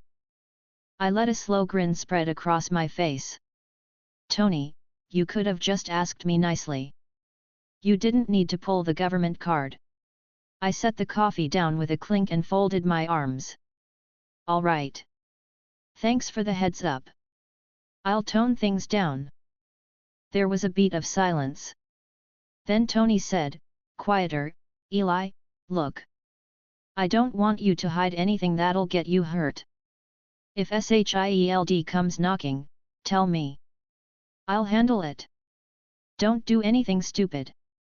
My fingers stopped moving. The reactor's hum sounded louder in the pause. "I appreciate it," I said, keeping the cheer in my voice but letting the edge fall away. "I'll be careful. You can stop looking at me like I'm about to invent a new way to implode a city block." He laughed a little, the stress easing from his tone. "Good. Keep it that way. And don't do anything that would make Pepper have to calm me down in public. She hates that." "I hate that too," I said, which wasn't true but close enough. "All right. I'll lay low. Try to be invisible." "Be smarter than that," he said. "Be invisible and boring." "I can vouch for boring." "Boring," I repeated, letting out a short laugh. Then I closed the call and walked to the windowless part of the tunnel where the lab's backup systems were mounted. My mouth had been smiling, but something in my chest tightened. I could feel the hum under my palm when I touched the conduit, steady, reliable. The thing that made me smile in the middle of all this was the same thing that would make me furious if anyone I cared about got hurt because of my noise. I sat down on the workbench, stared at a schematic and said aloud, quietly, like a person who talks when they're thinking, "Okay, lay low. Don't be dumb. Hide the core deeper, reroute telemetry, bake a cake for SHIELD, whatever it takes. I said it cheerfully, but I meant the line that came after from the center of the chest, the place that mattered. If anyone I cared about could die because of this, I would get serious in a way that didn't involve sarcasm. I would get precise, cold, efficient. I would fix it. I moved fast after that. Not because Tony told me to, because I had the one shot to make this thing safe and invisible without involving the people who'd bully me into an explanation I wasn't going to give. I pulled up the logs from the desert drill and watched the waveform playback, frame by frame. The satellite sweep was a thin, disciplined line. It scanned my position, registered the bursts, then kept sweeping. No targeting, just a sweep pattern. SHIELD cataloged data. That meant someone saw me. That also meant they hadn't already sent muscle to the site. That was good. I dug into the code I'd written for the reactor's telemetry. I'd left a failsafe that broadcasted a bland, stark friendly signature whenever the reactor output exceeded a threshold. Tony friendly, non-threatening data that would sound like another of his tests if someone glanced. I had added it as a joke at first, a little mockery of the idea that the world needed to know everything. Now it was my insurance policy. I tightened the obfuscation layer, re-encrypting the handshake and folding the output telemetry into plausible noise. I rerouted any outbound pings through a decoy uplink. The hidden lab's shielding would stop direct reads, but I couldn't control orbital imagery. The best I could do was minimize what a sweep would read, a small, innocuous signature masked in 100 other benign signatures. The work was precise, and I moved through it with the kind of focus that made the lab feel quieter than before.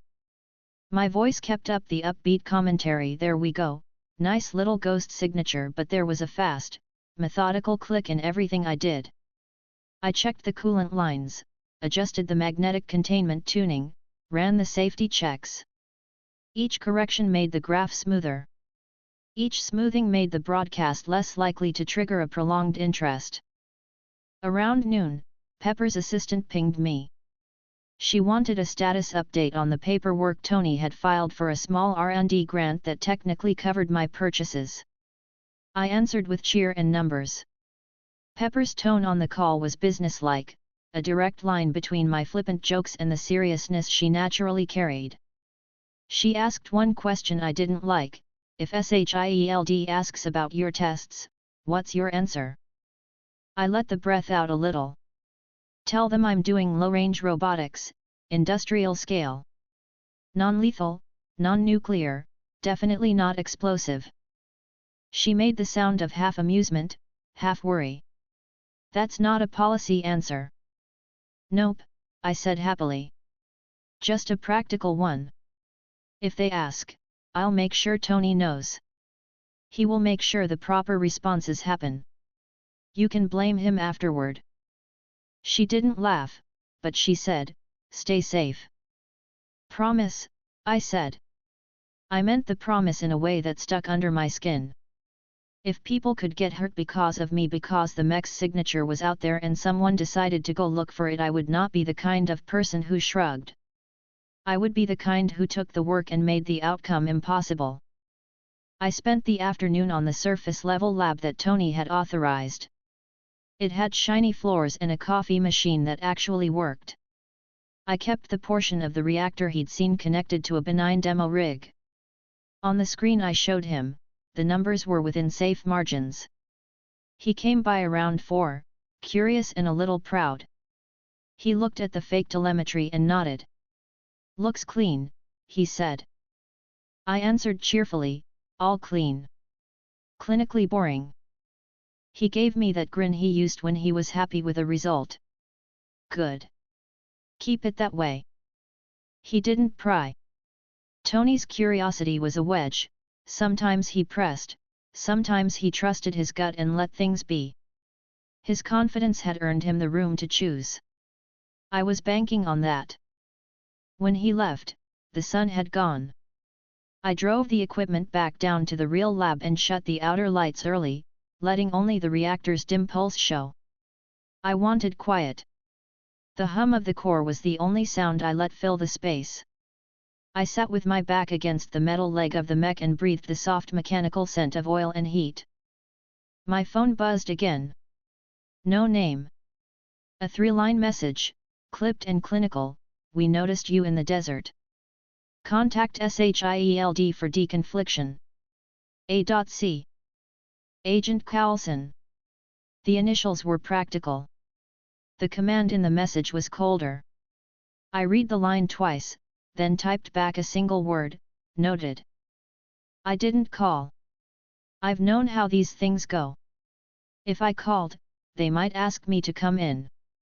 If I came in, I'd have to pretend the skid marks in the sand were from a stolen truck. If I said nothing they wanted, they could turn suspicious. The better course was to be boring, be invisible, and keep the telemetry neutral. Tony would have my back if I needed it. I would keep the core silent until the world forgot. Still, I had options. I set up a false trail on the public logs, some benign calibration tests run off the books under a freelance company name. That way, if someone pulled a quick report, they'd find a routine and stop there. I encrypted the real logs behind a passcode that only I knew and split the apocryphal test files into pieces and scattered them across different decoys. I felt like I was being theatrical fixing the trail, but it was necessary. The world had teeth. I wanted none of them near my throat. I worked late into the night rerouting fiber bundles and masking emission patterns. I took breaks where I told myself jokes and drank coffee. The jokes helped. They kept my voice from turning flat. The reactor's steady blue light washed over my hands as I tightened bolts and ran simulations. When I finally let myself sit down for real, I rubbed my face and thought about the people who'd asked me to keep the readings low. Tony, Pepper, the thin voice in the message. I thought about Agent Carlson's clipped professionalism. I thought about the desert and the way the cliffs had swallowed the echoes of my test. I thought about the way danger had a way of moving from abstract to immediate if I wasn't careful. I let the seriousness sit with me for a minute, then put it aside. Not because it wasn't important.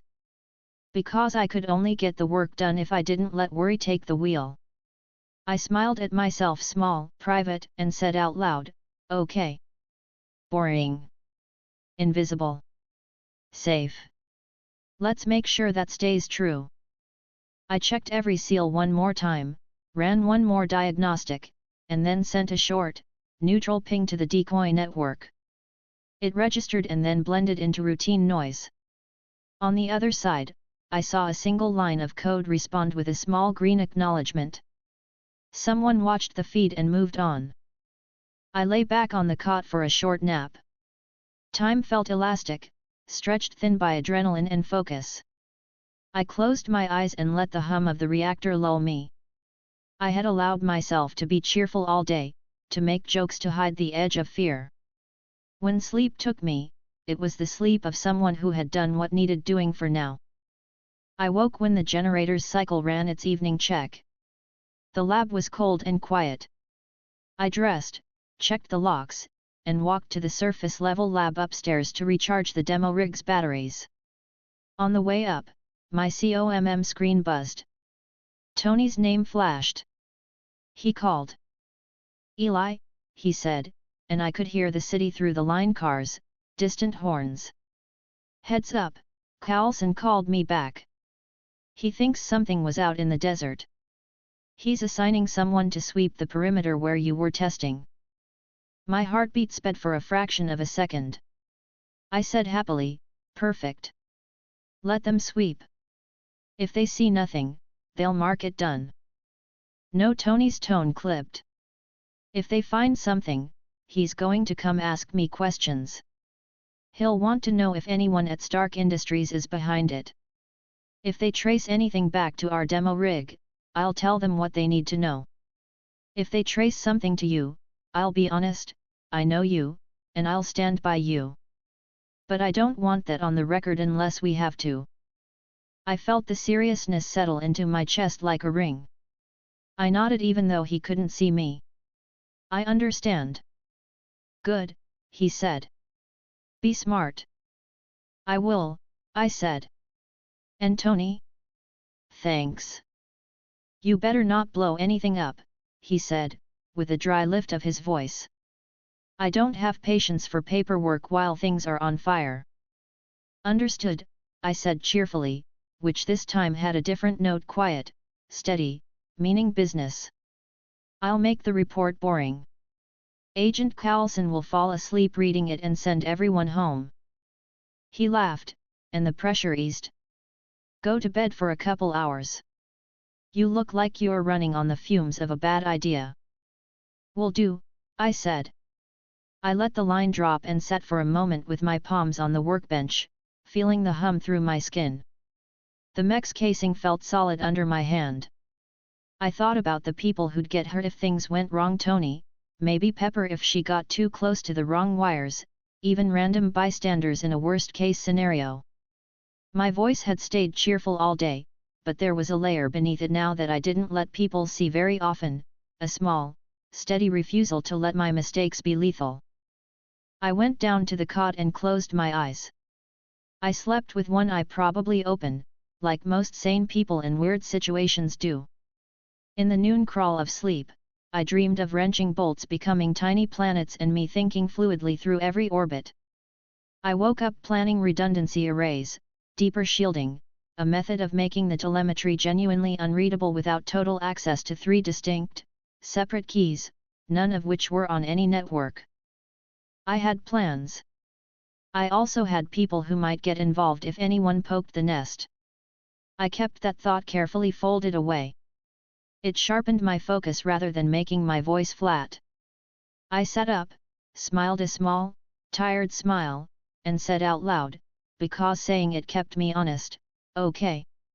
Keep people safe. Keep it boring. Keep it mine. Then I got up and went back to work. Chapter 11, The Visit from SHIELD.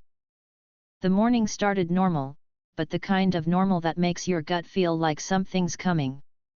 I was tightening one of the mech's shoulder joints when the intercom buzzed. The voice on the other end was one of Stark's security guys. Hey, Eli, just a heads up. A government guy's here asking to see Tony. Said his name's Carlson. I paused mid-turn of the wrench. Carlson? Black suit, calm face, polite but somehow still terrifying. That's him. Perfect, I said cheerfully, though my stomach tightened. I wiped the sweat off my forehead with the back of my hand and looked at the mech's polished frame. All right, big guy, let's hope they're just here for Tony. I powered down the lab and covered the smaller components with tarps, routine procedure when someone official was in the building. I didn't keep any dangerous tech up here, my real projects were all hidden underground. Still, I didn't like anyone in a suit walking around with a clipboard and curiosity. The elevator dinged a few minutes later, and I walked up from the workshop to Tony's main floor. The place was buzzing more than usual. Stark Industries employees moved faster when someone from the government showed up. Tony, on the other hand, was leaning casually against a table, arms crossed, sunglasses on indoors as usual. Agent Phil Carlson stood across from him, calm and polite. His voice was steady, professional, no wasted words. Mr. Stark, Carlson said evenly, I appreciate you taking the time. This is just a routine inquiry. Tony smiled. Everything's routine until someone starts using words like national security. You gonna skip to that part, or do I get to enjoy my coffee first? Carlson didn't flinch. We detected an energy event in the Mojave Desert. Strong enough to trigger several satellite readings. It looked similar to the readings from your reactor technology, but stronger. Naturally, we wanted to check if this was one of your projects. Tony raised an eyebrow. Mojave? No, that's not me. I've been staying busy, but not that busy. I leaned against the wall near the back, arms folded, trying to look casual. I smiled slightly, but inside my brain was running numbers. The Mojave. That was where I had tested the mech last week. Carlson's gaze shifted to me for a moment. He didn't say anything, but it was clear he noticed me standing there. His expression stayed neutral. Tony caught it and waved a hand casually. This is Eli. He's one of my contract engineers. He's been working on small-scale projects for me, nothing explosive, unless he's been lying to me. I laughed lightly. Nope, just robotics and flight calibration. Pretty boring stuff, honestly. Carlson's expression didn't change. Of course. Do you handle outdoor testing? Sometimes, I said cheerfully. But mostly inside. I don't like sunburns. Tony grinned. He's allergic to paperwork too, which makes him perfect for me. Carlson nodded slowly. We just want to make sure everything is accounted for. If anything unusual comes up, we'd appreciate notice. Tony sipped his coffee. If something unusual happens, I promise I'll tell you after I fix it. Carlson looked at him like he'd heard that before. I'll hold you to that. He turned toward the door but stopped, glancing at me again briefly. Nice to meet you, Eli. I smiled politely. You too, Agent. When he left, the room relaxed instantly. Tony set his cup down and exhaled. You know, for a guy who's probably got 1,000 classified files under his belt, he's surprisingly calm. I shrugged, smiling. Yet, calm enough to make me nervous. That guy's like a human lie detector. Tony smirked. You looked cool. Didn't even blink. Inside, I was counting how many bolts I could unscrew before running for the elevator, I said cheerfully. He laughed, shaking his head. Relax. You didn't give anything away. Carlson's the type who asks once and then watches you for the rest of the conversation. If he had questions, he'd have stayed longer. I nodded, though I wasn't entirely convinced. I rubbed my neck and said, still, that desert thing, it's gonna stay on their radar for a bit. You might want to throw them some distraction. Maybe leak something harmless. Tony's grin widened. Already ahead of you. I've got a drone project going public next week. They'll spend all their attention trying to figure out if it's armed or not. Smart, I said. I'll keep my head down. Tony leaned back, studying me for a moment. Eli, if you've got anything dangerous, keep it contained. I don't care what you're building, just don't let these suits get curious about you. I gave him a small grin. Relax, Tony. I don't share toys. He pointed a finger at me like he was about to say something sarcastic, then stopped. Good. I could tell by his tone he trusted me, but the seriousness behind it wasn't lost on me. Tony Stark only got serious when it mattered. After lunch, the building emptied a little. I went back to the upper workshop, locked the doors, and sat down at the main console. My cheerful mood returned fast. Work always did that for me. I put on music, started running a diagnostic on the decoy drones, and checked the lab security cameras. Everything was normal. Carlson had left hours ago. The staff chatter about the visit had already died down. Still, I knew SHIELD didn't visit just once. They'd be watching for a while. I turned my attention back to my hidden project. The underground lab was untouched and silent, sealed tight. I had built new shielding after Tony's last warning, and it paid off. The radiation and energy emissions were so low now they blended perfectly into city noise. Even a focused satellite scan would read nothing. Let's make you even quieter, I said to the mech's schematics on the screen.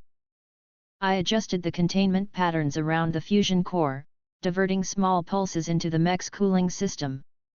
It wasn't about improving power, it was about making the readings look boring. The next several hours went by fast. I stayed focused, moving between panels, typing commands, and recalibrating sensors. The hum of the machines filled the air like background music. Every few minutes, I'd mutter something out loud just to keep myself company. All right, balance check, good. Secondary regulator stable. Core, stable enough. No meltdowns today. The small successes kept me in a good mood. I didn't mind the work, it gave me control. Around 5, my phone buzzed. Tony again. Yeah. I said cheerfully, still typing. You in the lab? He asked. Always. Carlson called back. He's sending someone else next week. A follow-up.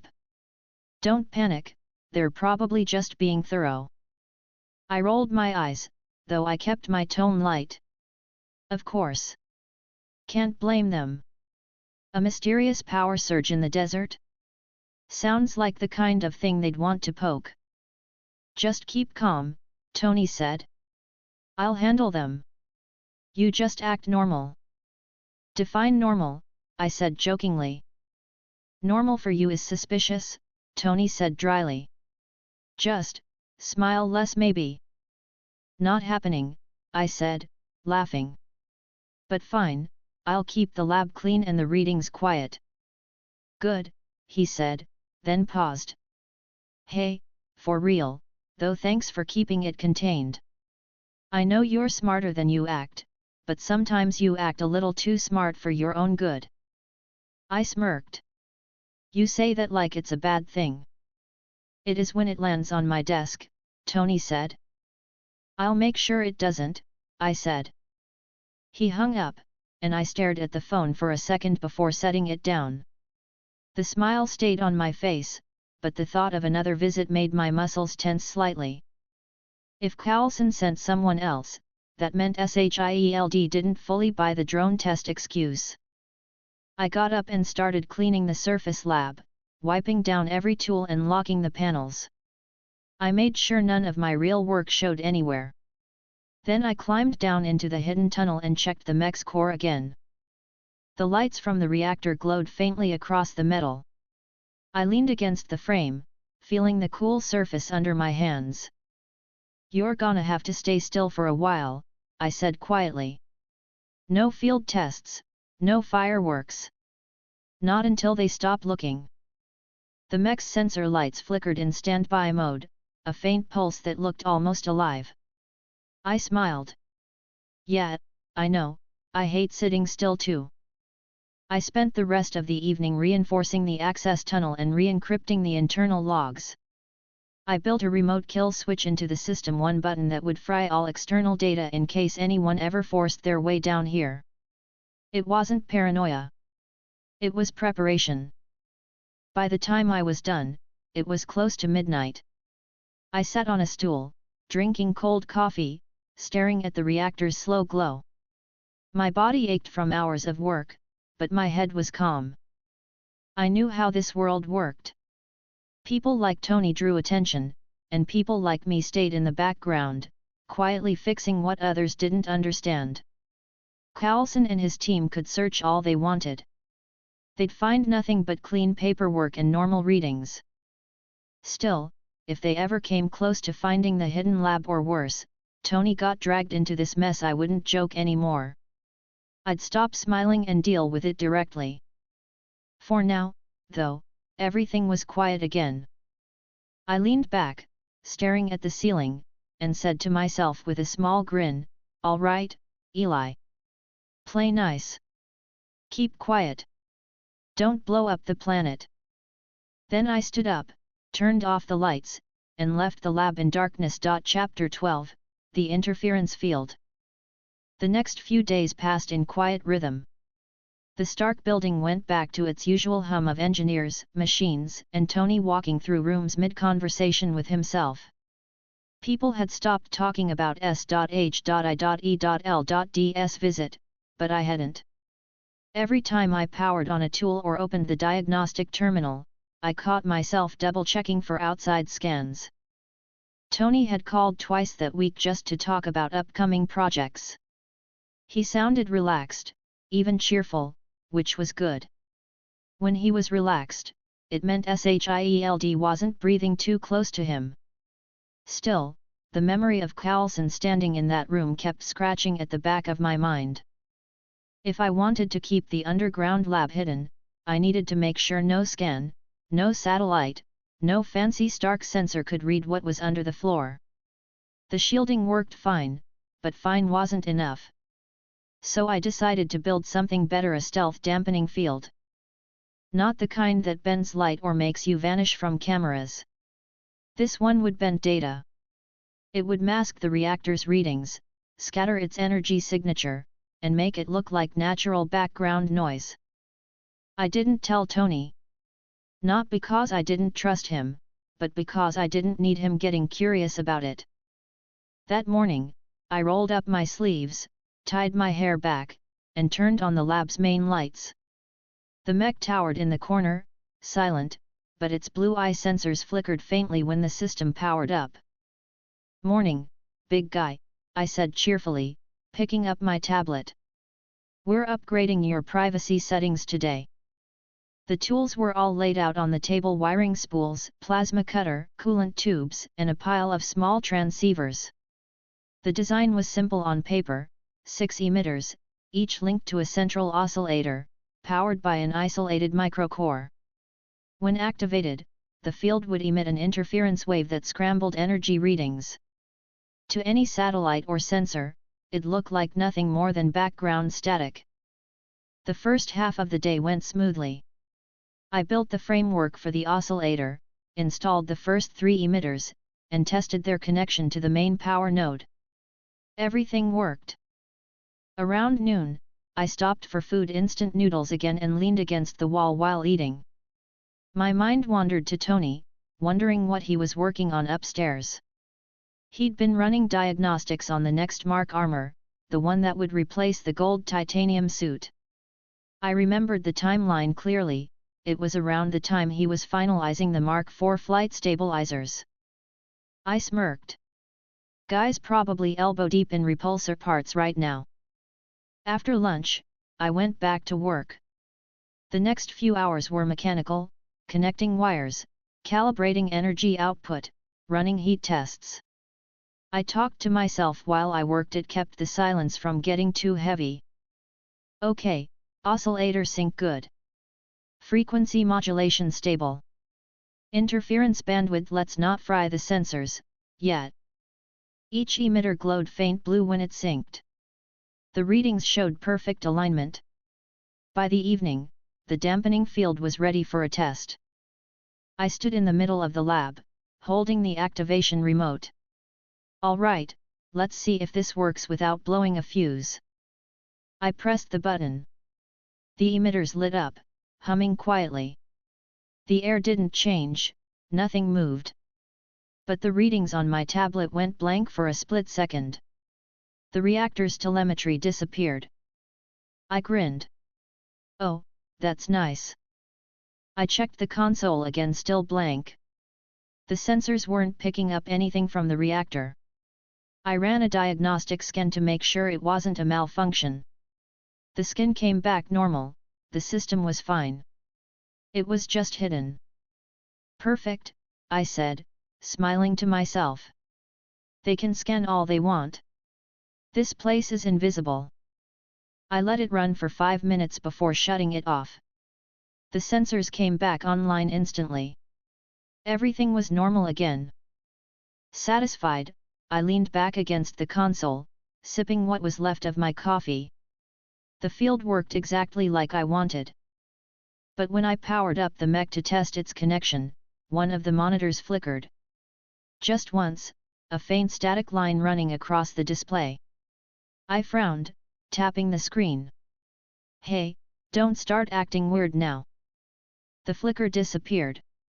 I shrugged it off and shut everything down for the night. The next morning, I went to Stark Industries early. Tony had texted me at 5 a.m, "Get up. Come to the lab. Bring coffee." I stopped at the cafe across the street and grabbed 2 large cups. When I got to the lab, Tony was already there, standing in front of his holographic display with his arms crossed.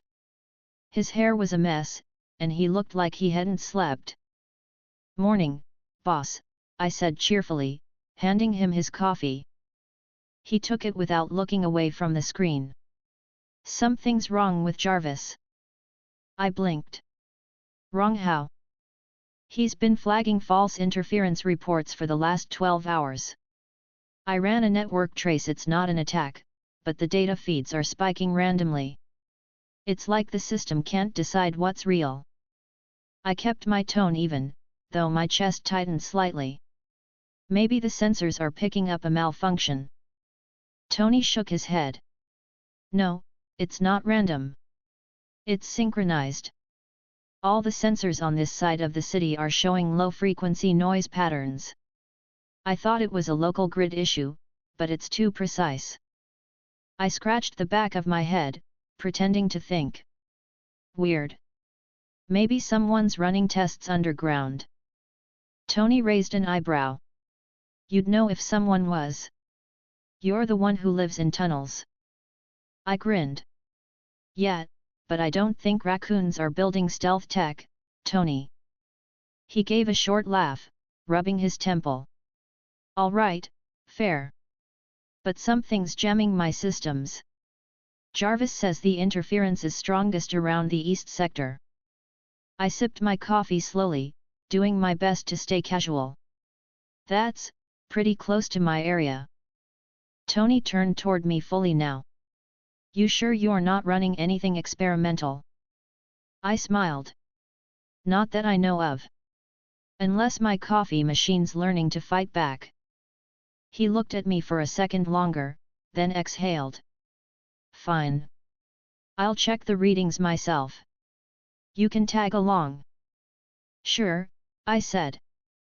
We spent the next hour running diagnostics through his main console.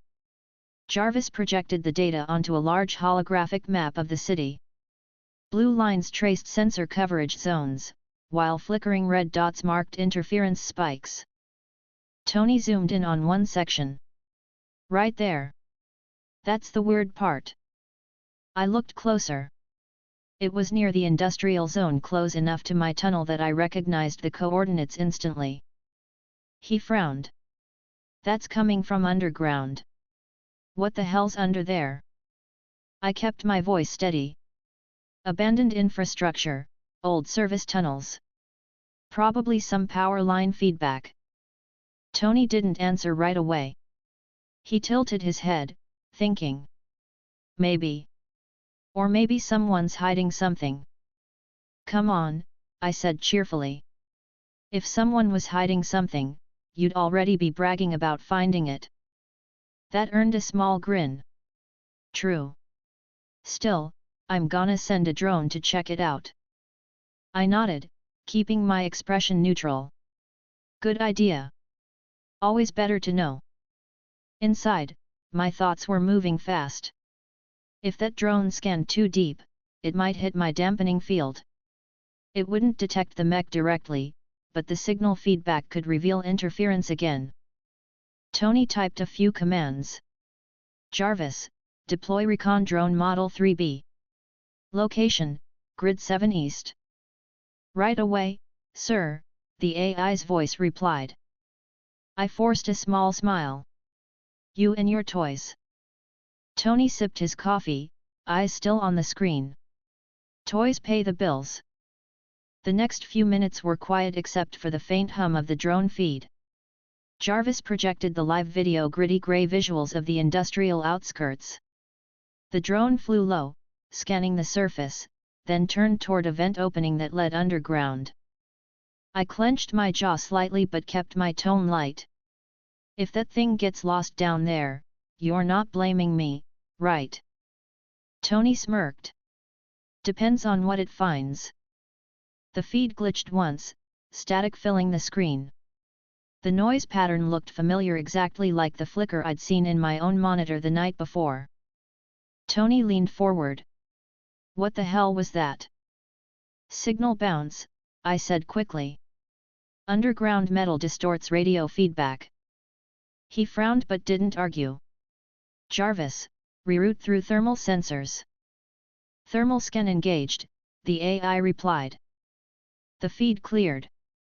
The drone hovered above the tunnel opening, scanning for heat signatures. Thankfully, the dampening field covered thermal output too. The reading came back blank. Tony tapped the console. Hey! Nothing. I smiled, a little too quickly. Told you. Just empty tunnels. He stared at the feed another few seconds, then leaned back. All right. I'll log it as grid interference. Jarvis, recalibrate the network and clear the flags. Understood, Jarvis said. The feed cut out. The room went quiet again. Tony exhaled, rubbing his temple. I need sleep. You and me both, I said cheerfully. He looked at me sideways. You sure you're not hiding any rogue experiments down there, Eli? I grinned. Tony, I barely have time to eat. Trust me, if I built anything that complicated, you'd be the first to complain about it. He laughed quietly. Fair point. I left a few minutes later, walking through the corridors of Stark Industries with a calm smile but a racing heartbeat. Once I reached the service elevator, I finally let out the breath I'd been holding. Back in the underground lab, I didn't waste a second. I turned off the dampening field completely and pulled up the system logs. The output had spiked slightly during the test, creating a faint signal loop enough to ping Jarvis's sensors. All right, I muttered, pacing. That's on me. Too much overlap with Stark's network grid. I adjusted the frequency base, lowering it by a fraction. Then I reprogrammed the field's cycle time to emit in randomized intervals. That way, no consistent pattern would ever register on an outside scan again. The fix took hours, but when I reactivated the field this time, the readings stayed perfectly clean. I ran external sweeps through the upper lab scanners, no anomalies, no interference. I smiled tiredly. There. Now you're invisible and polite. I leaned back in the chair, exhausted but relieved. The mech stood silently in the corner, its blue lights dim and steady. Tony wouldn't know what really caused the interference, and SHIELD wouldn't find a thing. Still, the thought of how close the drone had come to the tunnel made my chest tighten briefly. If Tony ever saw something he couldn't explain, he'd chase it until he found the truth. That's just who he was. I respected that, but I couldn't let him find this. I stretched my arms and yawned. All right, big guy, I said softly, glancing at the mech. Crisis averted. Again. I powered off the lights and climbed the ladder back to the surface. Chapter 13, The Drone in the Dark. I got back to the tunnel later than usual. It was close to midnight, and the hum of the generators echoed through the walls. The lights overhead flickered once as the power load balanced out.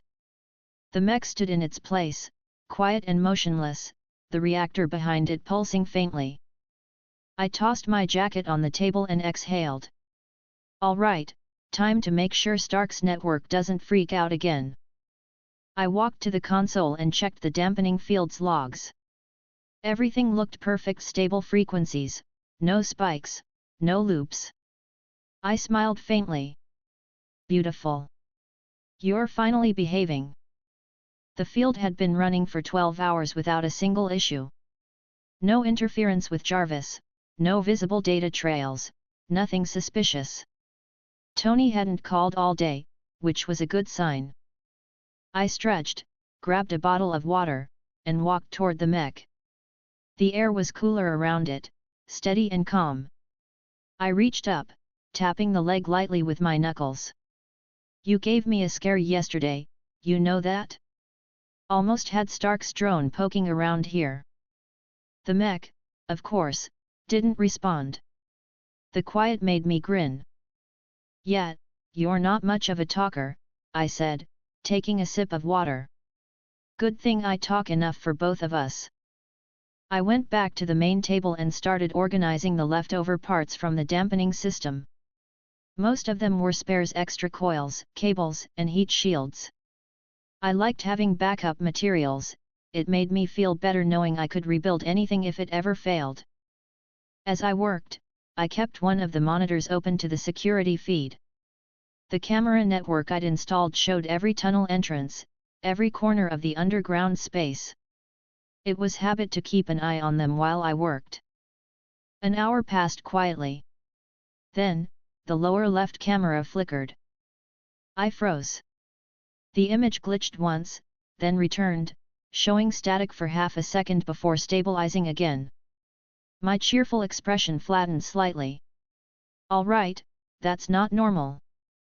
I put the tools down and walked closer to the monitor. The feed showed one of the secondary tunnel entrances, the old maintenance shaft that connected to the industrial sector near the city edge.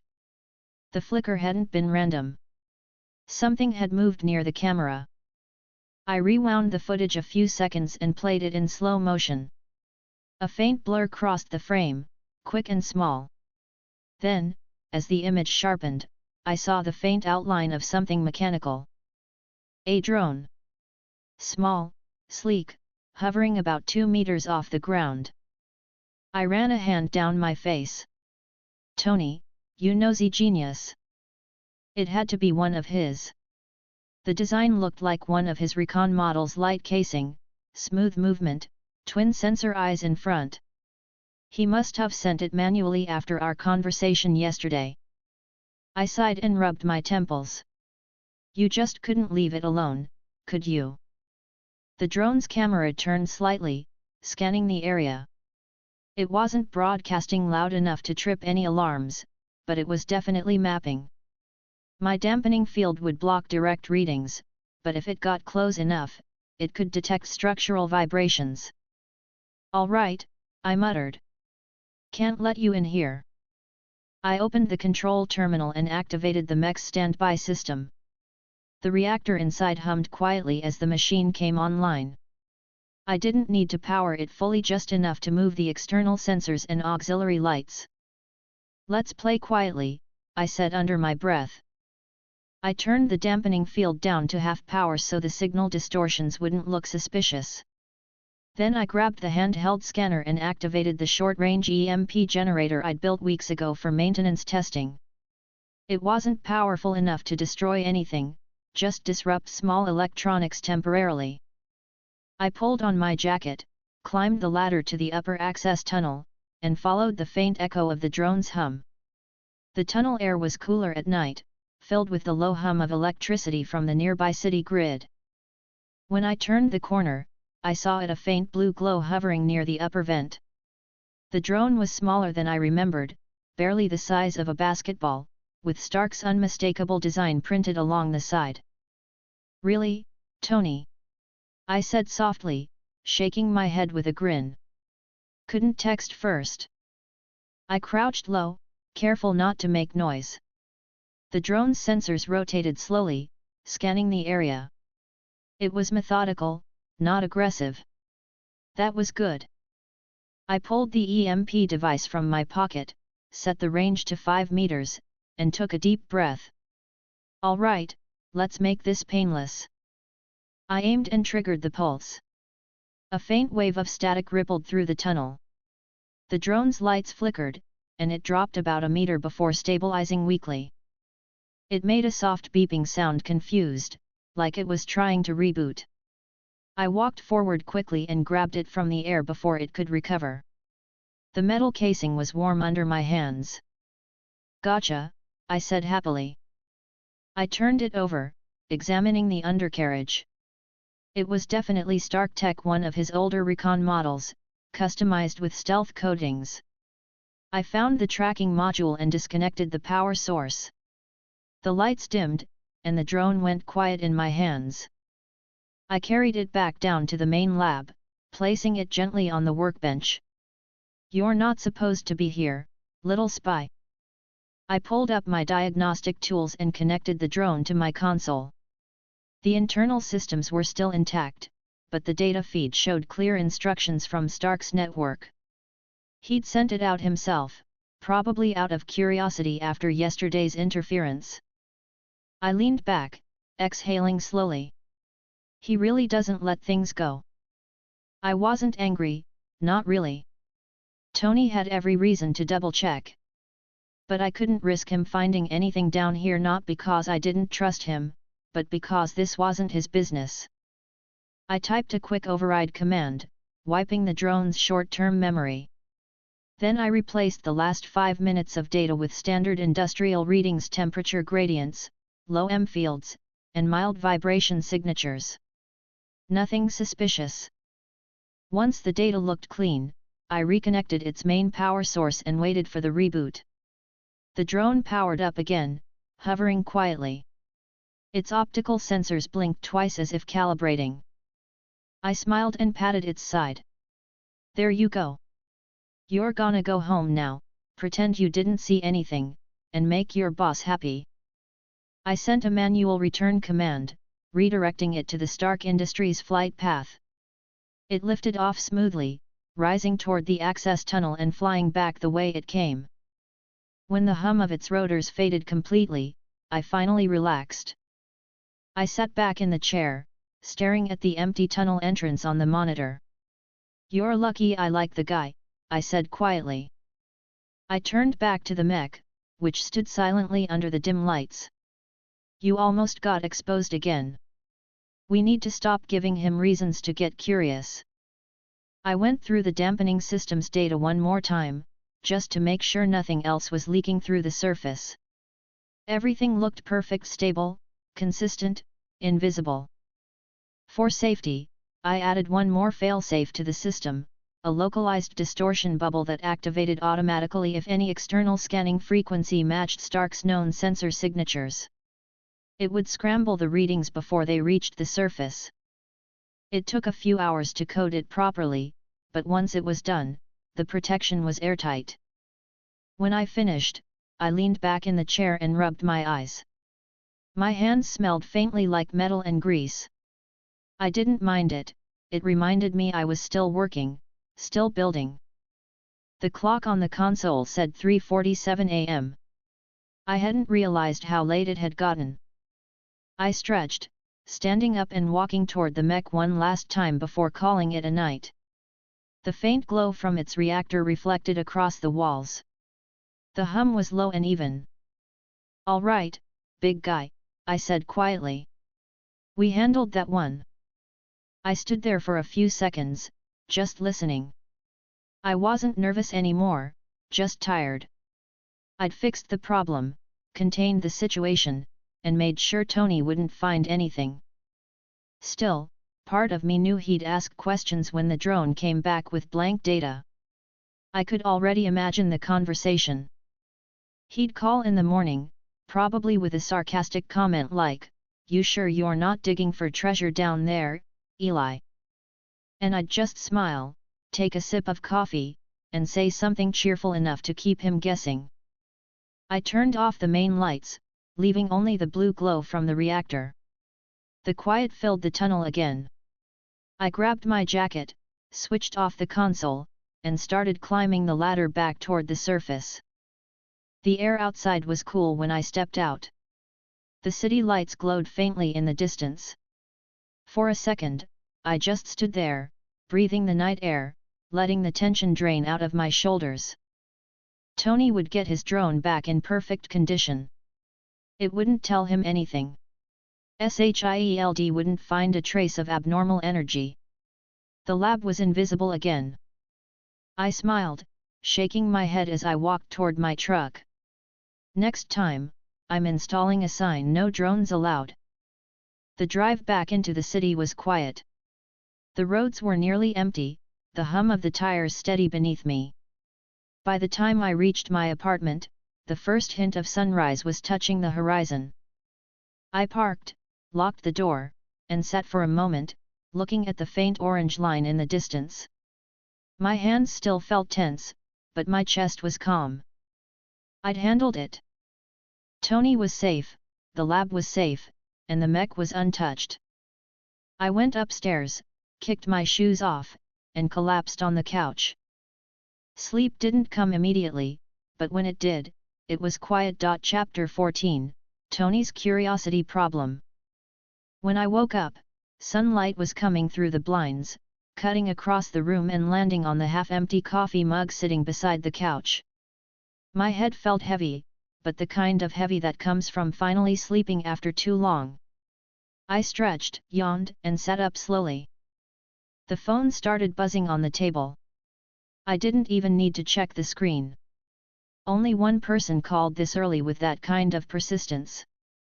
I picked it up, rubbing my eyes. "Morning, Tony," I said cheerfully. "I don't know if it's morning or if I'm still awake," he said tiredly. "Guess what came back last night?" "Your conscience?" I asked, grinning. "The drone," he replied flatly. "And you're hilarious." I stood and walked toward the kitchenette, turning on the coffee machine. "Well, that's good news, right? You got your toy back. I assume it didn't crash into a wall." Tony sighed. "No, it didn't crash.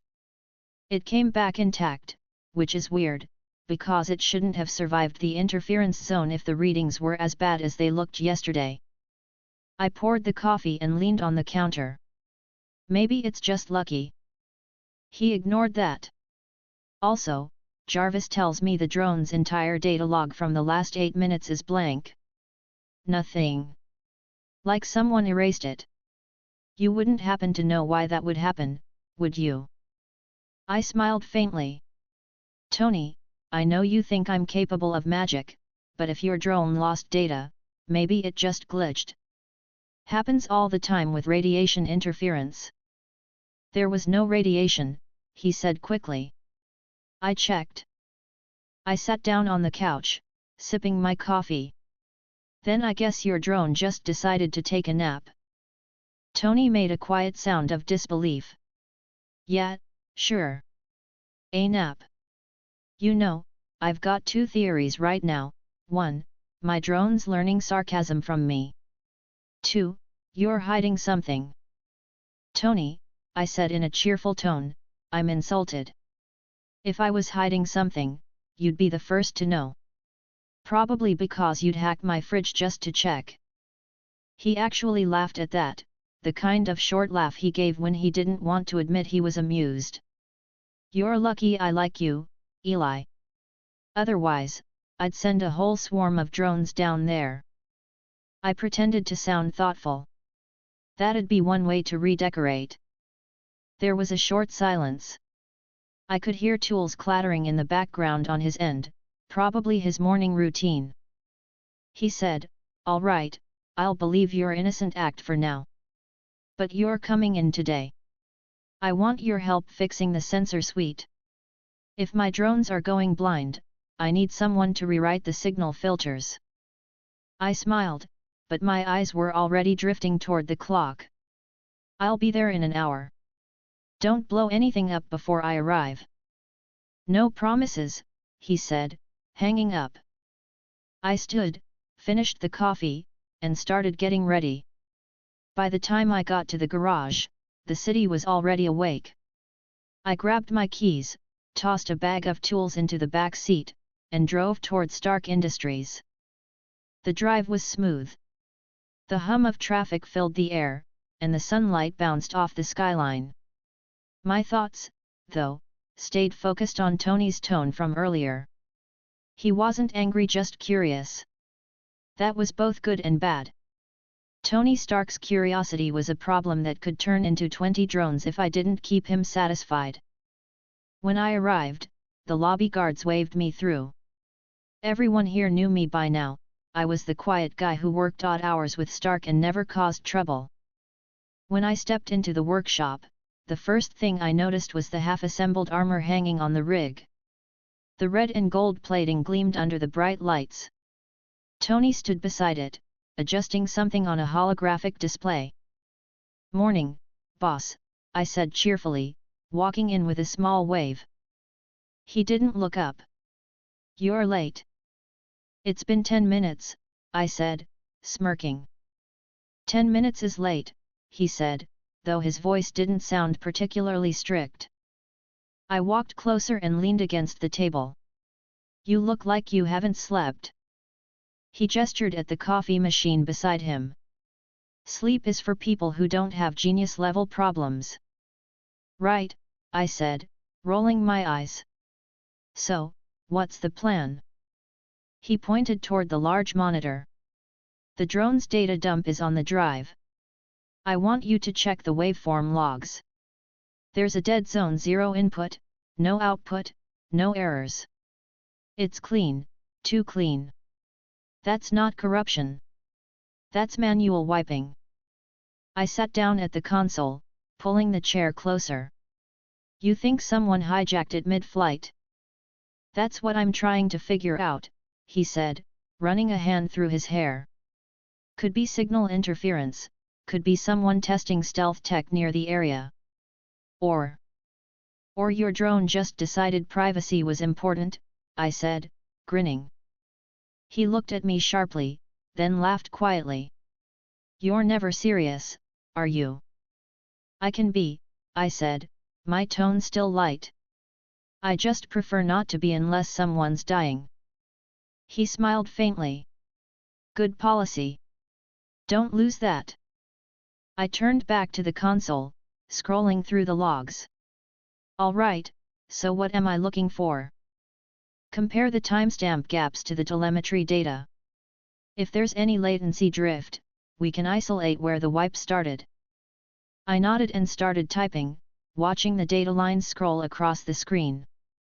For the next half hour, the only sounds in the lab were the quiet tapping of keys and the occasional metallic click from Tony's side of the room as he worked on his armor. The logs were clean, just like he said. Too clean. I kept my expression neutral, cheerful even, but part of me admired how thorough my own work had been. The wipe looked natural, like the drone had lost contact for a few minutes due to standard interference. After a few more minutes, I turned in my chair. Well, boss, it looks like your little drone just ran into a blackout zone. Could have been a magnetic surge or underground frequency distortion. Tony frowned. I checked the area this morning, there's nothing magnetic down there. It's an old industrial sector, not a science fair. Then maybe the drone's just trying to mess with you, I said, still smiling. You know how tech gets when it's ignored too long. He looked like he wanted to argue but then sighed. You're impossible. I try, I said happily. He stared at the drone for a while longer, his expression thoughtful. Then he turned back to his armor rig. All right, fine. Maybe it was interference. But I'm upgrading the sensors anyway. If there's something weird under that zone, I want to see it next time. I raised an eyebrow. More drones. He smirked. More everything. I laughed quietly, shaking my head. You know, for a guy who complains about privacy, you sure love invading it. He pointed at me with the wrench. I'll stop when people stop lying to me. I held up my hands in mock surrender. Hey, I didn't lie. I just didn't confirm your paranoia. He chuckled. Good answer. We spent the next few hours rebuilding the drone's sensor systems. Tony handled the hardware, and I worked on rewriting the signal filters. It was easy to fall into rhythm with him. He worked fast, talked fast, thought faster. All right, he said, handing me a new data cable. Plug that in. Let's see if this new configuration reads any better. I connected the cable to the console. Testing signal sweep. Okay, I'm seeing low frequency noise reduction by about 20%. Stabilizers holding. He smiled slightly. Nice. At least one of us knows what they're doing. Don't sound so surprised, I said cheerfully. By the time we finished, the sun was starting to set. The light through the windows made the lab glow faint orange. Tony leaned back against the table, stretching his arms. Good work today, he said. You didn't even blow anything up. I grinned. I'm saving that for tomorrow. He smirked. That's my line. As I gathered my tools, Jarvis's voice came through the speakers. Sir, incoming call from Agent Coulson. Tony groaned. Of course there is. Put him through. A holographic image flickered to life. Coulson, same calm tone as always. Mr. Stark, just checking in on your drone incident. Our surveillance picked up the same interference patterns from last night. We're analyzing them now. Tony straightened up slightly. That's funny, because I thought that was just noise. Coulson's tone didn't change. Possibly. But we'd appreciate if you sent us the data for comparison. Tony smiled tightly. Sure thing, Agent. Always happy to share. Coulson nodded once and ended the call. Tony turned to me, shaking his head. They really don't stop. Maybe they're just big fans, I said cheerfully. Yeah, he muttered. Fans with badges. He rubbed his forehead. All right, that's enough for today. You can head out. I'll deal with Coulson's request tomorrow. Copy that, I said, picking up my bag. Try not to start a new war before breakfast. No promises, he said, but his voice was lighter. I gave a small wave and headed toward the elevator. When the doors closed behind me, I let out a quiet breath. My face still wore a smile, but inside, I was already planning my next move. The drone situation was handled. The data was safe. Tony's curiosity was still alive, but for now, it was aimed at the right things: his tech, his armor, his usual projects. If it stayed that way, things would be fine. When I reached the garage, the sky outside had turned dark. I got into the car, leaned back, and took a slow breath. The city lights reflected off the windshield, painting the streets in motion. My hands rested steady on the wheel as I started the engine. All right, I said to myself quietly. Let's keep everything normal. The drive home was smooth, quiet. By the time I reached the apartment, the night was calm again. I dropped my bag by the couch, walked to the window, and looked out over the skyline. Somewhere above, Tony was probably still awake, working on the next armor version. I smiled slightly, shaking my head. He never stops. I poured another cup of coffee and sat down. The hum of the city filled the silence. For the first time in days, there wasn't any immediate problem to fix. I leaned back, closing my eyes for a second, and exhaled slowly. Everything was holding together for now. Chapter 15, Pepper's Call. The next morning started with the sound of my phone buzzing against the metal table. I was halfway through wiring a new coolant line for the mech when I glanced at the screen. The name said Pepper Potts. I sighed and wiped my hands on a rag before answering. Morning, Pepper.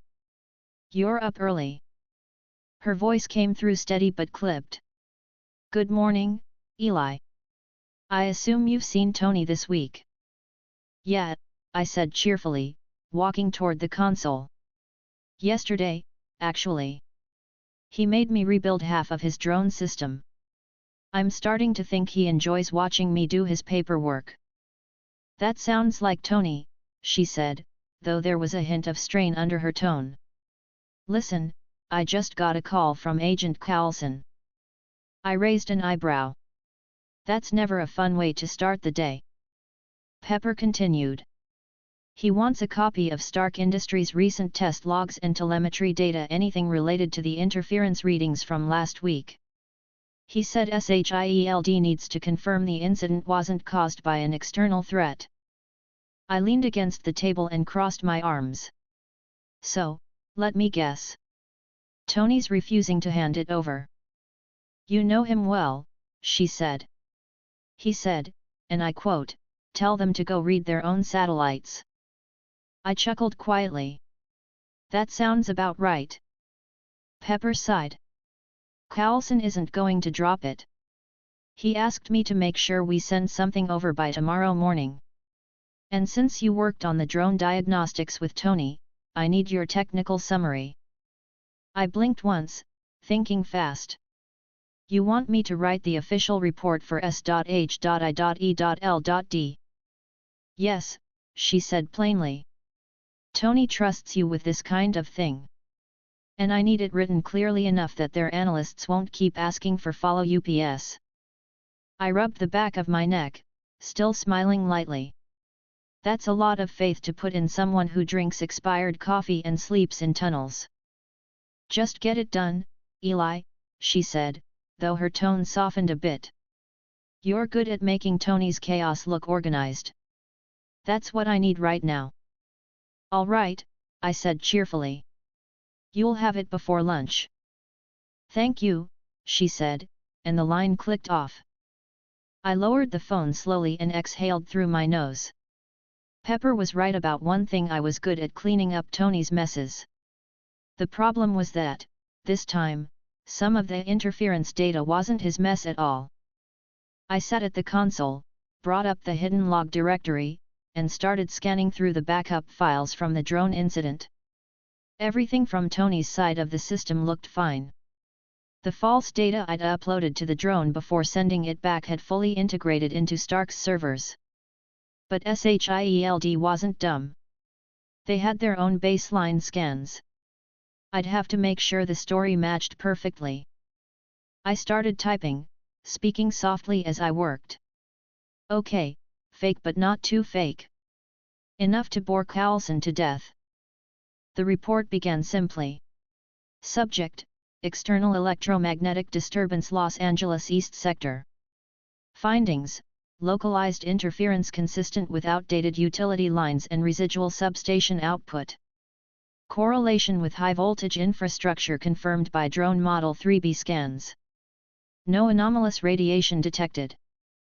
I added several paragraphs of dense technical filler numbers, readings, meaningless acronyms.